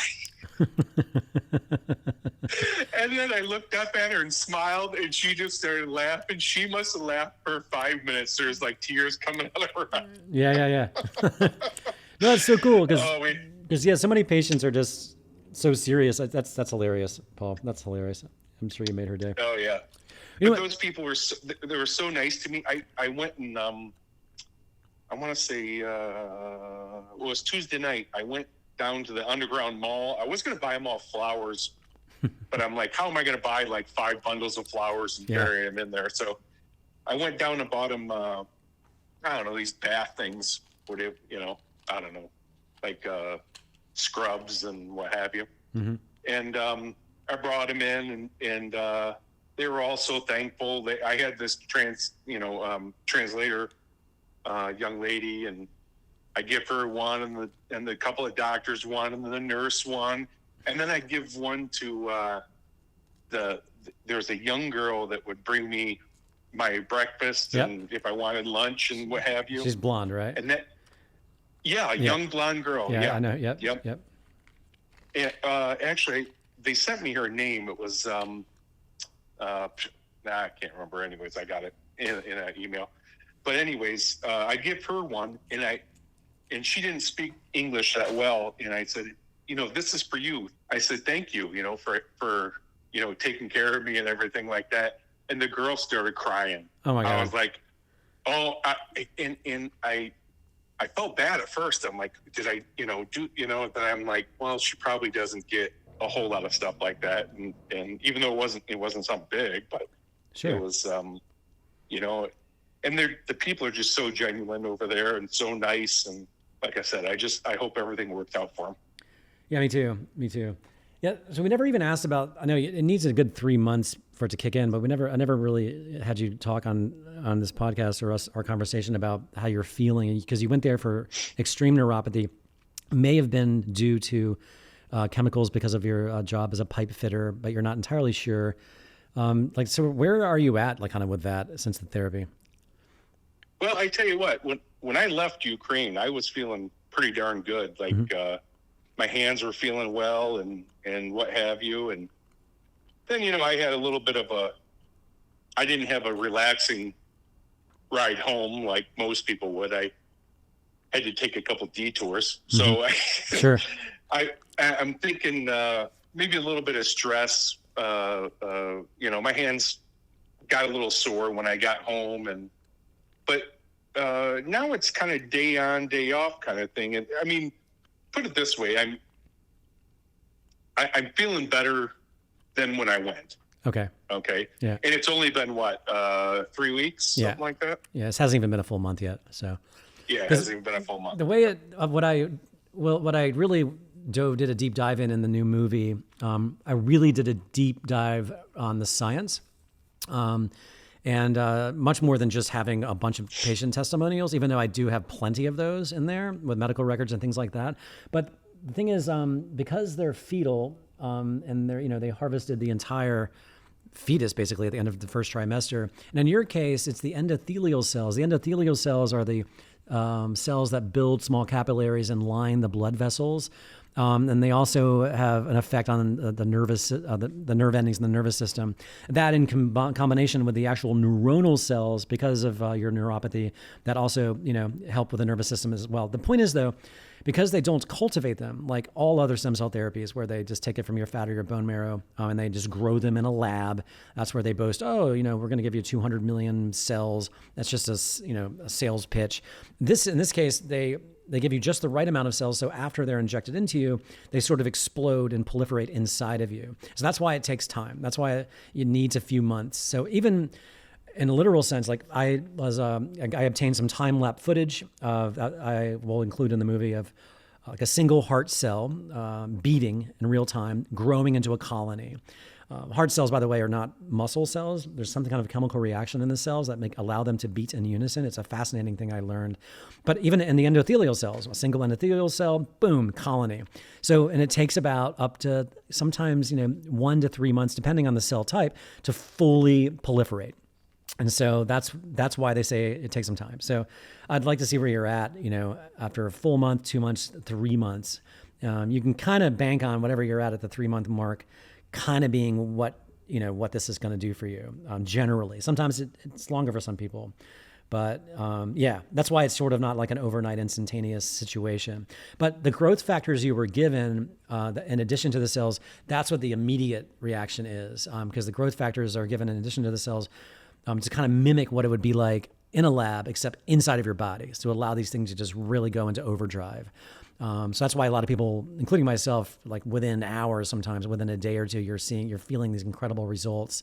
It's not necessarily the cells themselves; it's the growth factors given in addition to them. And like you were talking about the pink liquid being injected, they put it into the line. Those were your endothelial cells and your liver cells and other immune-based cells. The liver cells are the foundation of your entire bone marrow, or your entire immune system and your blood system. So that's why I kept saying for neuropathy, I mean, if it's chemical related, it might be more challenging for the cells. It depends on the extent of potential damage if it is chemical. But people with simple neuropathy from, the general neuropathy, like say from diabetes type 2 or a whole host of things, it just completely knocks it out. I've never heard of anyone having neuropathy where this didn't completely knock it out. Again, depending on the reasons why the neuropathy is there. Nerve damage gets a little more complicated, but it doesn't mean it's not possible to knock it out. When I spoke with Dr. Lara, she said, as long as the nerves are not dead, then they will regenerate. Yeah, but there's no way to tell if they're typically dead, and I'm just hoping. My feet were the first thing that really that I noticed when I got these symptoms, right? Mm-hmm. So, I can't feel them any better, or I can't, nothing like that. But they sure do feel like they have more circulation for some reason. Mm-hmm. And that sounds funny when I say more circulation, but I can feel like different temperatures going up and down my calves into my feet that I never felt before. Yeah, those are the endothelial cells they gave you. So, and that's why they give them to you on the first day, because they really want your circulatory system to kick into overdrive, because without a good circulatory system, the cells can't go to where they need to. Definitely. I'm sure that's happening. It's just whether or not, like you said, if the nerves are affected or not. But your circulatory system is definitely, better off now than it's probably been in years. Yeah, overall. So, yeah. Yeah. But the experience was, besides, Thursday morning was fantastic. Sure. Yeah. I got to tell you, I just couldn't believe it, Paul. I was like, oh my God. Like, I just never believed it. I just never believed this was going to happen. I honestly didn't. And I just couldn't believe it. I mean, you've always been great. Like, it's just like, you seem like just a really strong dude that isn't one to like freak out and panic, as you've clearly demonstrated through our conversation and even before this happened. But I just remember telling everybody, I was like, oh my God, I remember just convincing this guy from Texas to go. Just like, what have I done? Like, holy shit, like, yeah. Well, if it was because I was, low on testosterone, or if it was because I didn't, feel like I did when I was 20, maybe I wouldn't have went. But, like I said, I made the statement to you. Don't really have anything to lose. Right. You know what I mean? When you said those kinds of things, considering how miserable this has been with the neuropathy, I will give myself some credit by encouraging you to go like now. It's like because if it does happen, you don't want to wait. Well, if you didn't tell me to go now, then I may never have gotten the treatment. So. Yeah, exactly. And there's another patient from America that went to Berlin because he had family there or friends there and was just hanging out, just kind of waiting to see what happened. And he left before you. He never got a chance to go, Yeah. And it's really sad. Like, I'm getting a lot of emails from people asking me about the future of this, people that rely on this therapy, and I really don't know what to tell them. And somebody at your door. Hey, Eric? Yep, you got to go. Yeah, somebody at my door. Can you hold? Give me 1 second. Yeah, no problem. Okay, yeah. 1 second. All right, no problem. sales call. Yeah. Solar panels? Is that what I heard? Yeah. Yeah. Yeah. Yeah. Yeah. So yeah, I'm happy I got the treatment, and I'm like I said, overall it was a good experience. I didn't, it wasn't like I was trapped in a city being bombed or anything. So it wasn't, it wasn't really, it wasn't traumatic. It was just inconvenient, more or less, but yeah, it was. I tell you, like I said, I'm going to say it again. I sound like a broken record, but I just hope everything works out there, because I do not want to see, I don't want to see that place go away. Yeah, me either. There's literally no other option on planet Earth for this. There just isn't. It would have to go through a regulatory process. The only reason, if you didn't know, that this is even legal in Ukraine was because of Chernobyl. Chernobyl hit, massive disaster. They couldn't get bone marrow matches for bone marrow transplants with people with bone marrow failure due to radiation exposure. And so the inventors of this therapy, and as well as others, not just them, they started giving fetal liver cells to people with radiation poisoning and bone marrow failure. And I actually put this in the movie as well, and even have an LA Times article talking about it from 1986, as well as one of the co-founders talking about this as well, the first person that they treated, which was a child who's still alive today. And they treated the child with 2 rounds of fetal liver cells as a replacement for a bone marrow transplant that couldn't be obtained. Not to mention, like, a lot of the patients, their bone marrow was so screwed that they couldn't even get enough of a sample to get a proper match, because they were flooding them with transfusions.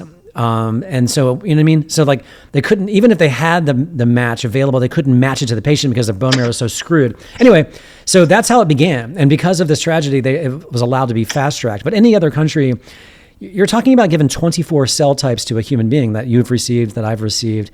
You're talking about, 2 decades of clinical trials for each cell type individually, the way the system is designed, much less combining them into 24 cell types all at once. I mean, it's literally impossible to do it. Ukraine's the only country on earth where this is legal and ready to go. Otherwise, you'd have to set up shop illegally. I don't know, maybe rent a private jet and fly into international airspace and give it, or buy a huge yacht in international waters and give it. I mean, there's just no other way to do it outside of Ukraine. So if Ukraine falls, yeah. Have you talked to, I know you have connections there, obviously making documentaries and what have you, but have you talked to any of them? Do they have it's hard to get a game plan when you don't know what's going on, but do they, are they going to try to keep this alive? Are they going to maybe move it or do they have any ideas? Well, just to be clear, like, they can't move it outside of Ukraine. That's like, it's not possible. I mean, they've even spent a lot of money on lawyers and lobbyists to look at any other country that would allow this. They kind of made headway in the Bahamas, but the Bahamas government is also closely tied to the American FDA as well, even though it's technically a different country. They made the law, because they were so powerful with their case, showing the science, and had enough muscle behind them, they managed to get the Bahama government to make it legal there. But the law was so vague and draconian that if you did this wrong or that wrong, it's like 10 years in jail, tens of millions in fines. But the law was so vague, it didn't really define what was illegal and how you shouldn't handle it. So it was their way of, like, coming to a truce, the Bahama government, by, surrendering to, like, okay, yes, this should be legal here based on all the information presented, but we will make it almost impossible for you to do it. You know what I mean? Like, the American FDA has raided clinics in the Bahamas. The American FDA has gone into the Bahama soil and raided clinics there, like, for cancer therapies. So it would be very dangerous. To answer your question, so as long as people first understand that you cannot do it outside of Ukraine. So once you know that, you can't do it in China, you can't do it anywhere. And secondly, just to elaborate on that, like, MCell is literally the only people in Ukraine harvesting this. Like, the other so-called competing clinics, they were buying it on the black market from India, the cells highly infected, if not dead on arrival cells.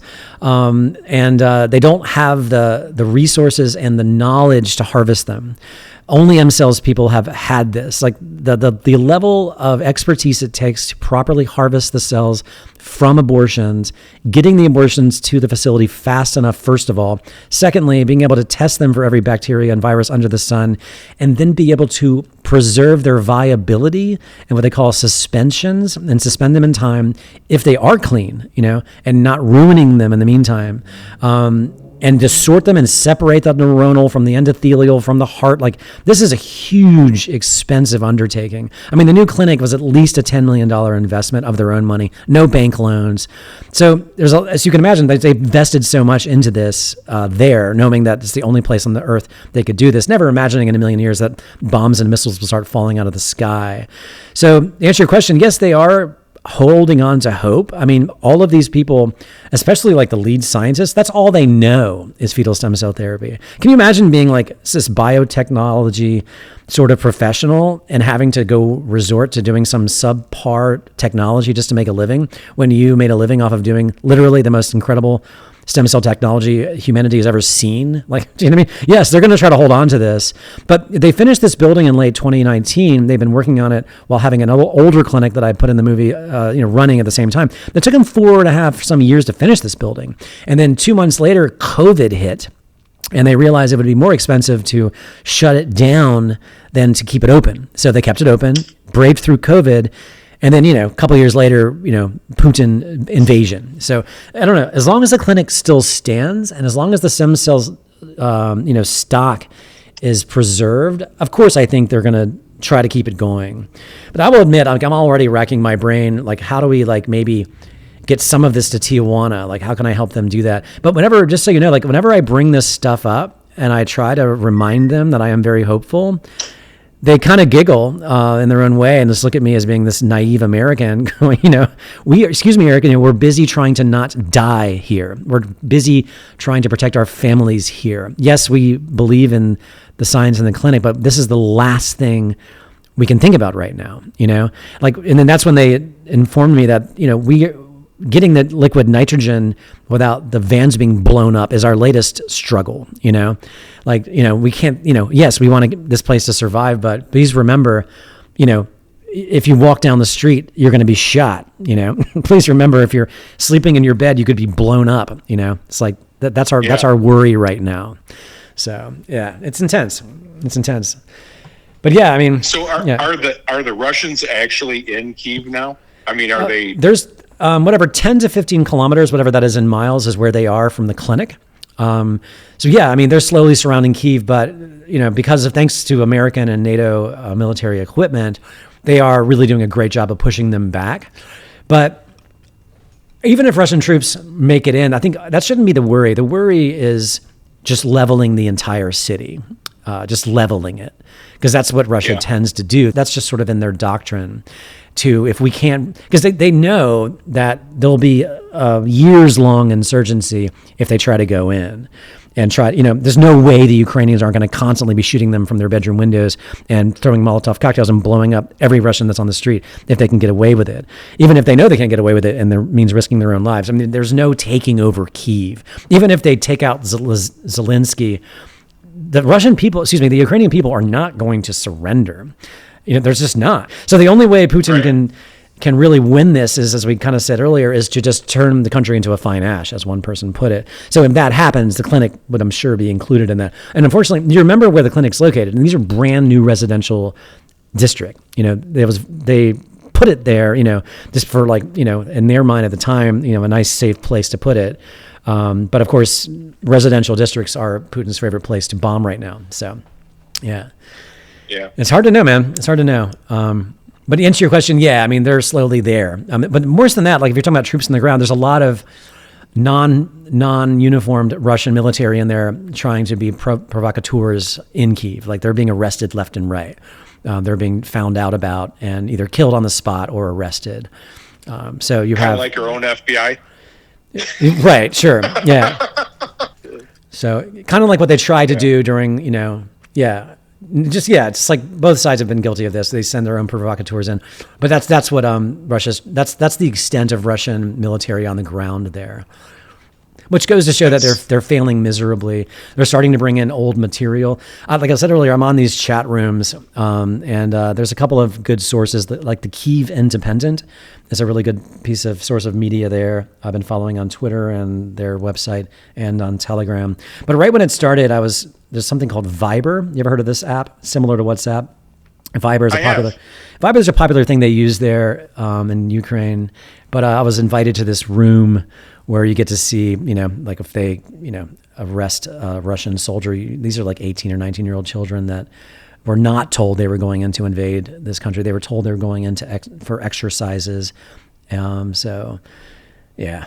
I don't know. The good news is that Russian soldiers don't have the heart for this. The Ukrainians do. It's just that Russia has a lot better artillery and more large amounts of it than the Ukrainians do. But as more time goes by, there gets more and more, really, like the javelins have saved Ukraine's ass. I mean, these things are unbelievable. They go right through the wall of a tank and explode after they enter the inside. I mean, kaboom, just one hit. It's incredible. And I think there's some 450 tanks have been blown up at this stage. It's outrageous how the casualty and the equipment that has been destroyed on behalf of Ukrainians against Russia is phenomenal, what they're doing.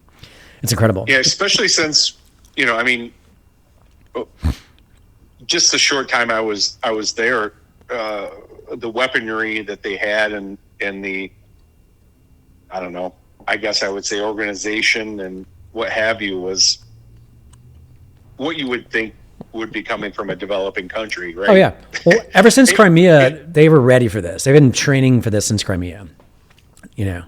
Yeah, but I seen these, like National Guard is what I would call them, the voluntary military that were patrolling the streets and what have you. And, when you're driving your own vehicles and you have no body armor and you have only five magazines with the 1960s, even though they're good weapons, okay, and 1960s weapons,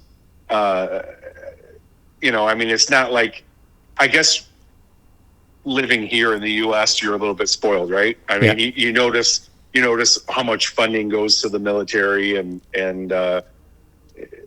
you look at that and you thinking, oh my goodness, do these people have a chance? Oh, but with the weapons from the U.S. and NATO and other countries, thank goodness. But I was really scared for them. Just by seeing what I saw, right? I mean, and most of the weaponry that they have, the tanks and the troop carriers and everything like that, it's all old Russian stuff that was left from, when they weren't when they were still part of the Soviet Union. Yep. Yep. So it was a little bit crazy, but thank God they're holding their own, and hopefully, they don't forget about them. They just keep giving them aid, and God, hopefully that city just is not destroyed.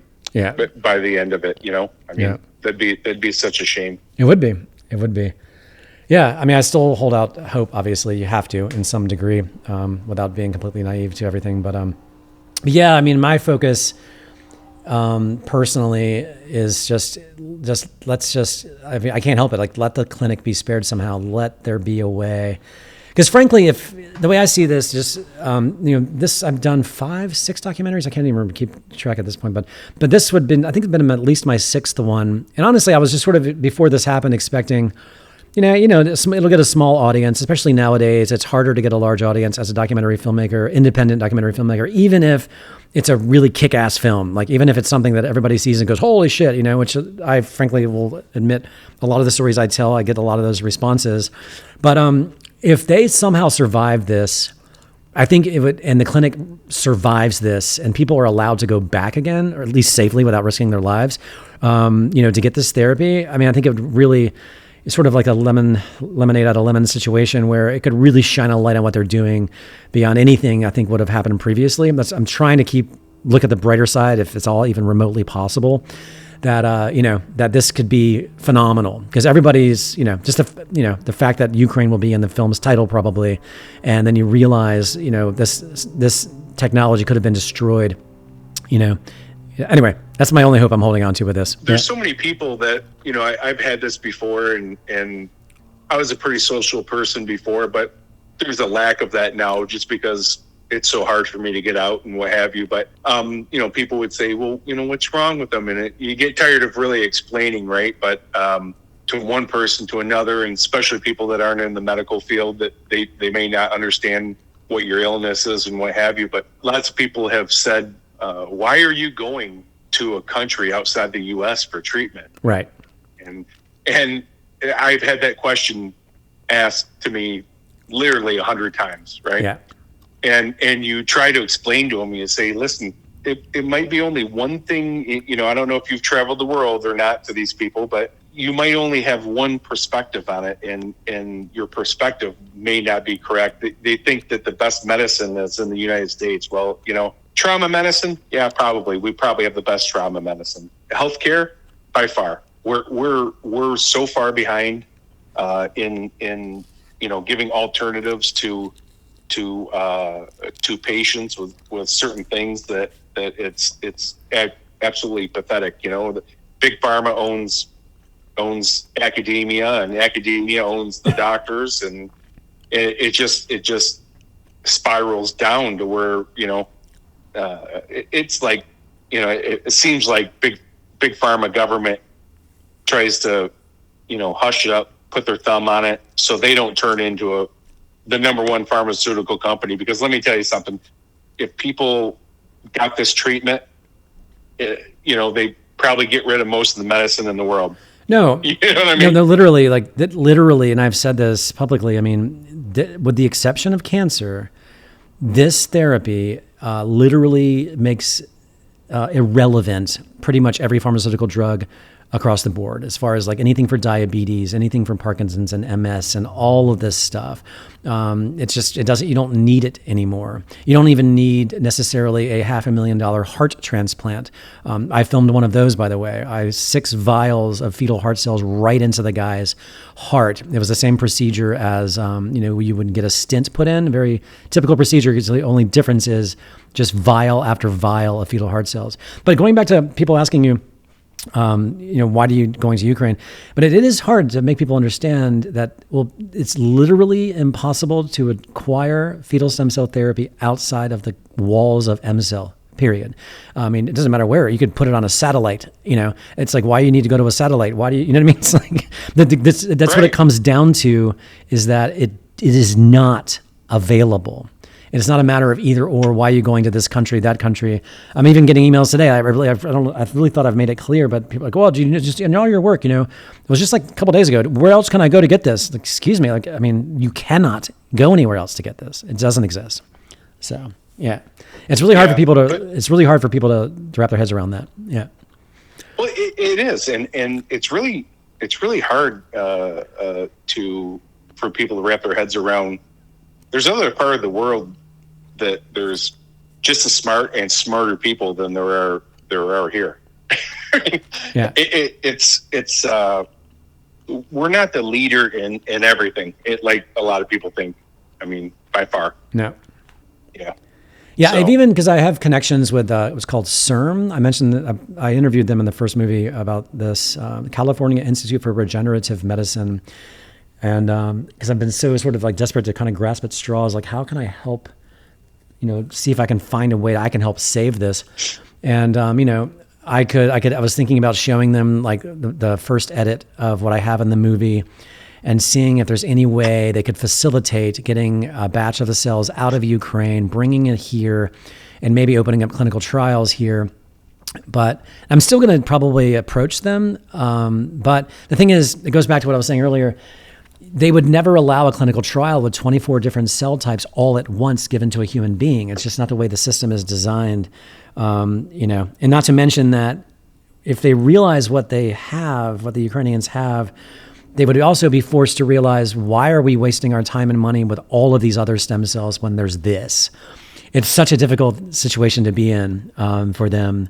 And I've even kind of, nudged them on this, and they've just politely said, Eric, there's really, before the Ukrainian invasion, of course, and said, there's nothing we can do about this. The abortion issue alone will stop this in its tracks.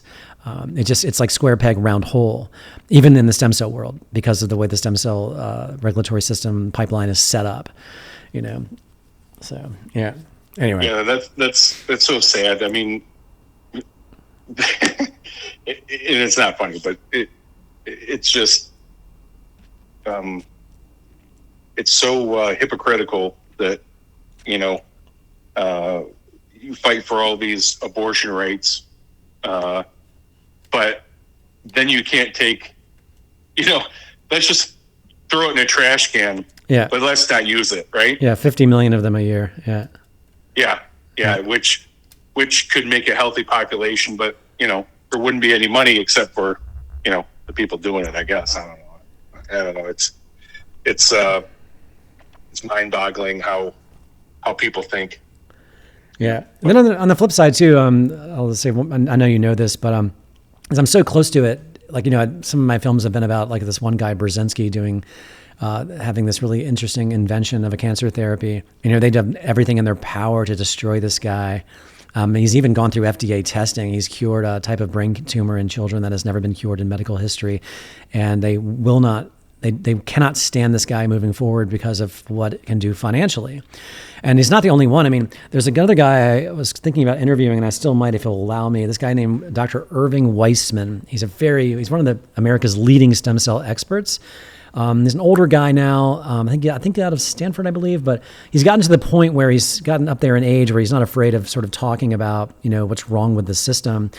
And this, you're talking about, I think 15 years ago, he invented a stem cell therapy for cancer, and his first and only patient he treated, I can't remember, I'm kind of rusty on this, but it was a woman with deadly breast cancer. It was a specific type of breast cancer. And he tested a possibility of, it's similar to a bone marrow transplant. So it was really dangerous. It's a very dangerous procedure, not like MCell where they just inject you with like 40 injections or whatever yours were, where it's not that invasive. But this is a very invasive, dangerous therapy. And he cured her. This is a very mainstream guy, very highly respected guy, not an on the fringe guy. And he cured her of her cancer. And they would not allow him to go farther for the flat out because of monetary reasons. We cannot allow you to have a cure for breast cancer. This is not allowed. So, yeah. So you combine that. Yep. What's that? I believe it because everything, all this is based on, nearly every decision is based monetarily, right? I mean, you're going to tell me, don't eat this, don't eat that. But then you're not going to stop the people that produce foods with preservatives and stuff like that in them. And you really don't care about my health. Honestly, it's just it's laughable. Yeah, it's like, you don't care. I mean, you make drugs with crazy side effects. That's what always gets me. I laugh. I'm like, there's only 2 countries in the entire world that allow advertisement for pharmaceuticals, right? Mm-hmm. And U.S. is one of them. I think it's either New Zealand or Australia is the other one of the 2. And I see these commercials come on. Oh, if you have psoriasis, you can take this drug. And it shows this guy out there, got psoriasis in my arm, and oh my goodness, and this and that. And then he takes this pill, and then his whole life changes, and he's out swimming with his friends and at a barbecue, and he's not embarrassed to take his shirt off anymore, and his life is totally changed. And then they go to the side effects: dizziness, drowsiness, diarrhea, vomiting, suicidal tendencies. So what's worse, psoriasis or all these possible side effects? Exactly. And meanwhile, you have side effects of fetal stem cells. Oh, better circulation. If you're a man, your libido explodes. If you're a woman, you might get pregnant more easily. Careful. Oh, you feel great. You've never felt better. And what are the negative side effects? 0. You might have a couple of bruises from the injections. That's about it. Well, I always look and my grandfather, he was a pattern maker engineer, and he always told me, he goes, you don't patch the problem, okay? You don't fix what let's say something's breaking on this piece of equipment. You don't just make that piece stronger, okay? You have to look and see, why is it breaking? Look for the core problem, you know what I mean? And then you'll have a solution and I look at Western medicine, and it's like, okay, all we're doing is making these drugs to put a patch, right? Mm-hmm. We're patching a hole in a ship with a what's that shit you spray? Yeah, I know what you mean. Yeah. The guy with the crazy commercial, that sprays the bottom of the boat with a screen door in it. Yeah. That's all we're doing to our health. It's we're patching and patching and patching. Well, that's where go ahead. Sorry. No, why can't we figure out what the core problem is? What's causing it? Is it something we're eating? Is it inflammation? What is it? You know what I mean? I mean, we've been at this for quite a few years now. I mean, why are we just coming up with not core solutions to these core problems? Sure. Well, I think that obviously is up to people like you and I. We have to do it ourselves. We cannot rely on the system to help us with that. But as far as like the patching of, like you were saying, but yeah, I mean, I've come to the conclusion after all these years of covering these subjects is that is the business model. That's the most profitable model to run the operation, is to constantly create more patches. Because you have reoccurring revenue, right? Yeah, because you can't. I mean, creating a solution puts yourself out of business. Like, that's really hard for people to wrap their head around. Like, if you are in this, I don't know, let's just say something simple as like coming up with a cure for cancer. If you are in the business of creating cancer therapies and then you create something that cures the whole thing, you just shot yourself in the foot monetarily. You know what I mean? So, I mean, I had one chemist that worked for pharma just explain it to me that way. I included that interview in one of my movies, but it is that simple. You cannot create a sustainable business by creating a final solution. You cannot. It's like, right. It's like, the only way to sustain the business is to continue making patches.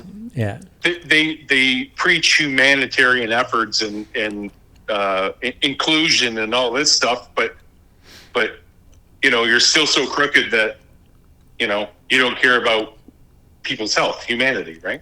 I mean, it's that's why I told you earlier, I don't have a lot of hope for humanity. Or I don't know. It's crazy, but how do you get all these people to speak out? You can't platform these people. You can't platform people that are in this daily grind of science and all these different areas. By the time the information gets from them, it's been manipulated 10 times by the time it comes out on mass media, by marketing, by their own company's marketing firm, by other physicians, by the media, by whoever. Mm-hmm. And that's what I think is so great about this platform, is that you can hear it from, per se, the horse's mouth, right? You hear it from the person that did the study, what the study was about, why they did the study, and why the criteria that they did the study in, and why. Okay. Yeah. And it's just like I talk to a lot of people that I know, and they're like, why don't you trust the government, and why don't you trust these big pharma companies, and why don't you? It's not like I'm a conspiracy theorist. I base my facts I base my decisions on facts, not something. Yeah, there's nothing. There's nothing theoretical. There's no theory here. Yes, that's what. Yeah, but go ahead. But I use examples like, look at big tobacco. Look how they manipulated science. Okay, telling you how their research doesn't show that smoking is detrimental to your health and this and that and blah, blah, blah. And whether it is or not, I mean, you know, you can twist science any way you want it. You know, there's a guy that was a doctor that was doing a study on statins, and he stacked his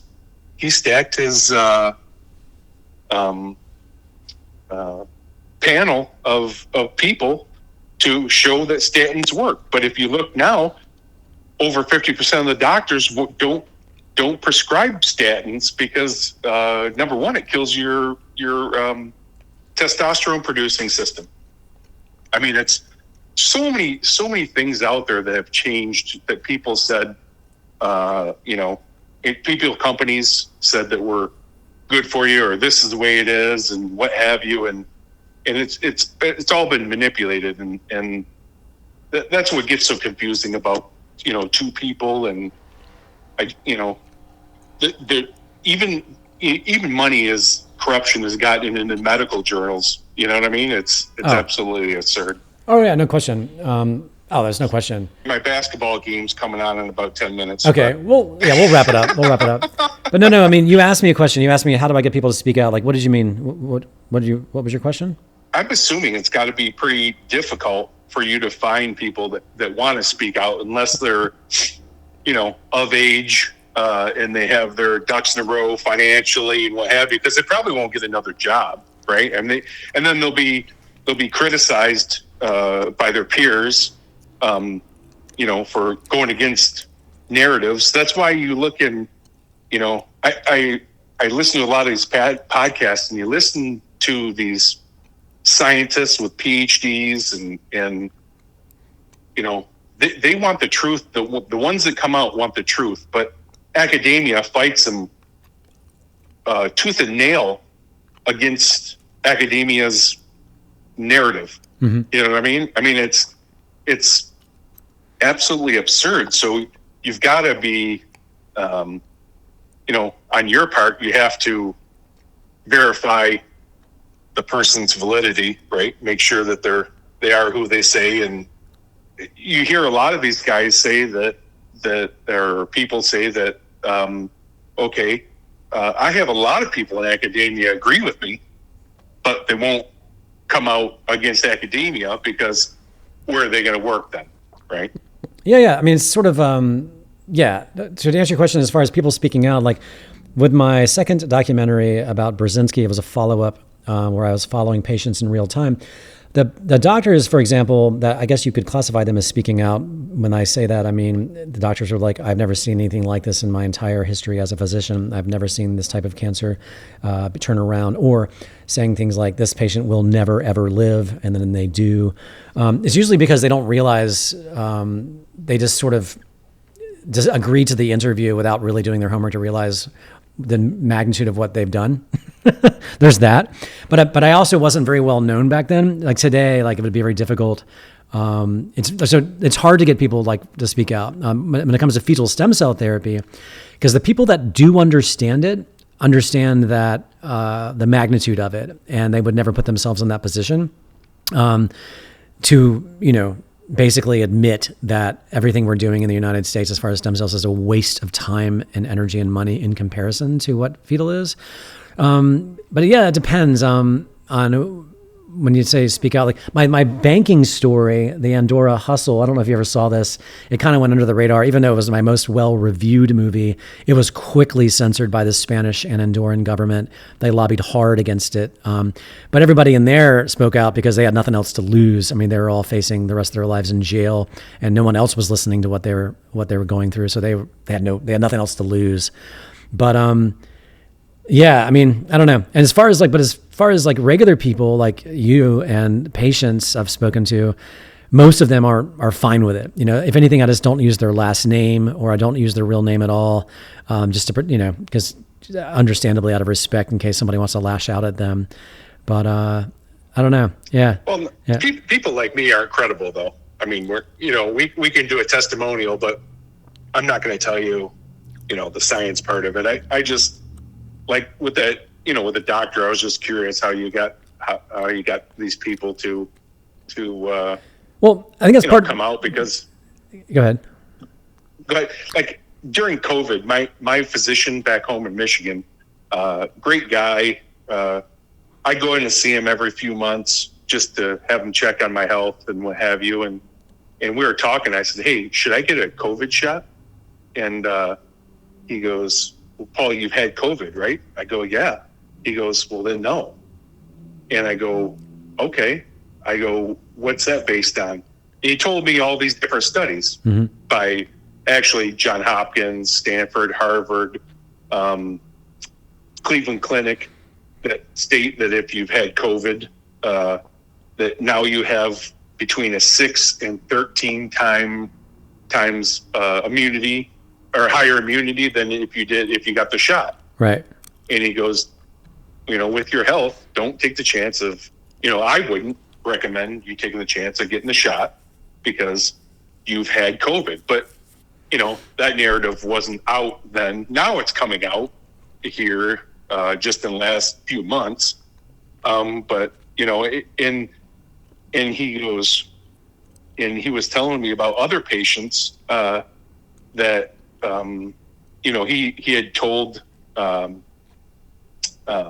same thing to. This whole family had COVID, and they came in and said, "Hey, should we get the shot?" He goes, "Well, if it's up to you, but definitely the kids are probably safe, and maybe if you're older, you should get the shot. But you guys are in your late 30s, you've already had COVID, so I wouldn't recommend it necessarily." Well, they went and started spreading it on social media, and he had to put a kibosh on it. He goes, "I got to be careful who I talk to because they have academia's got connections into the Physicians Association, and anyone who didn't agree with their narrative was they wanted to boot out. They wanted to suspend their license. A lot of that was going on. Yeah. So it's also dangerous. Academia and the establishment, if you want to call it that, they have their own sort of hired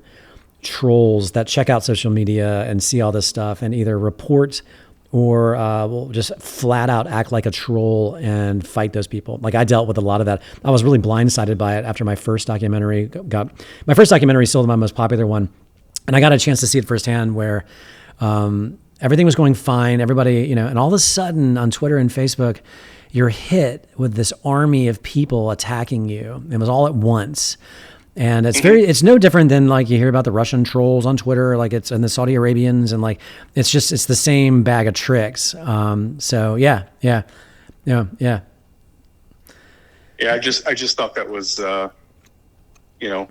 these people actually, the people that speak the truth, right? Let's make that clear. These people that speak out, speaking the truth should, obviously there's no award to give because, but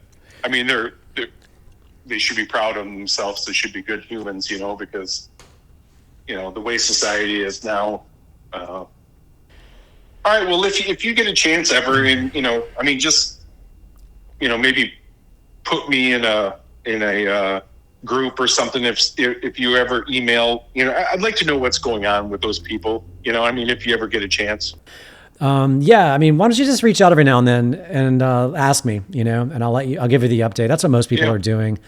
I try not to be gloom and doom, So yeah. And I try not to bother them too much because they're, I feel silly. And they admittedly said, when I asked them some other questions, they were like, "Eric, we cannot be bothering the staff with those kinds of questions. They're trying to save their lives right now." I was like, okay, I get it, So yeah. I'm just going to have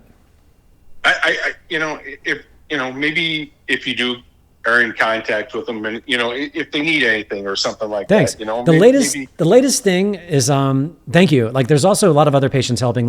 One United Kingdom family got permission from the UK government to have one family come into their home for at least 6 months.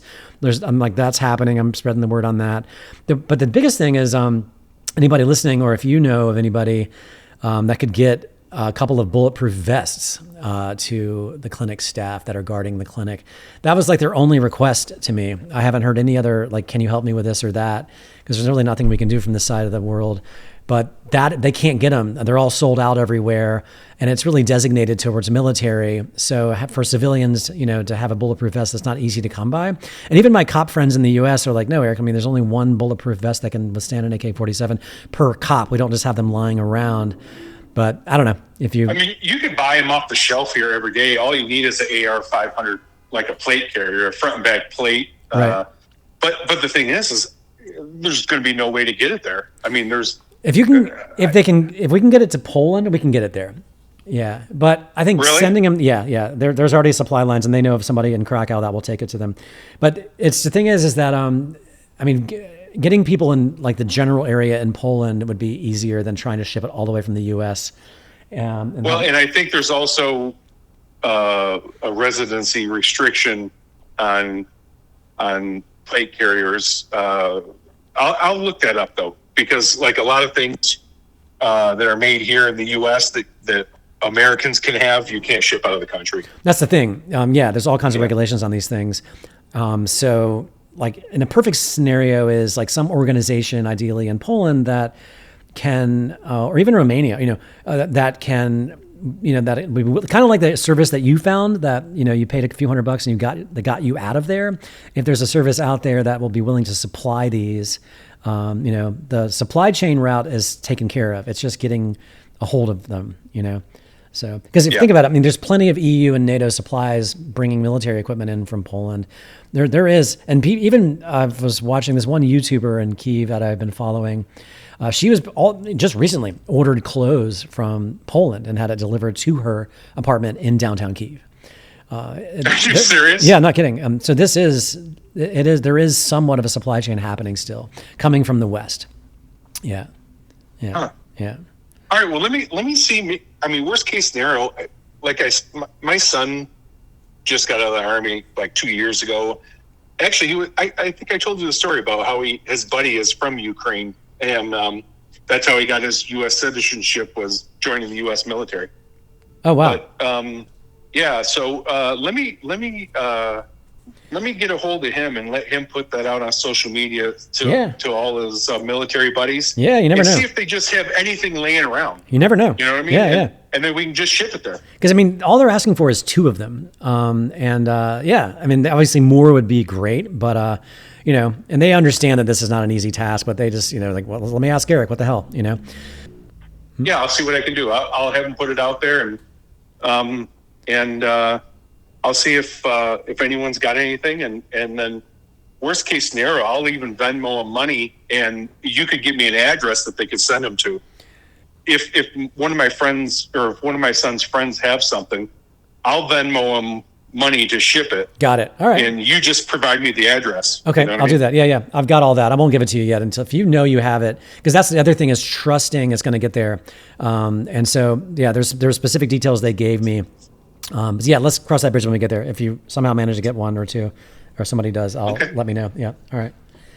Cool. All right, sounds good. Have a We'll good talk rest. to you soon, Eric. Absolutely, Paul. I'm glad you're home safe. All right. And All right, you take care. all right, you too. Bye-bye. All right, bye.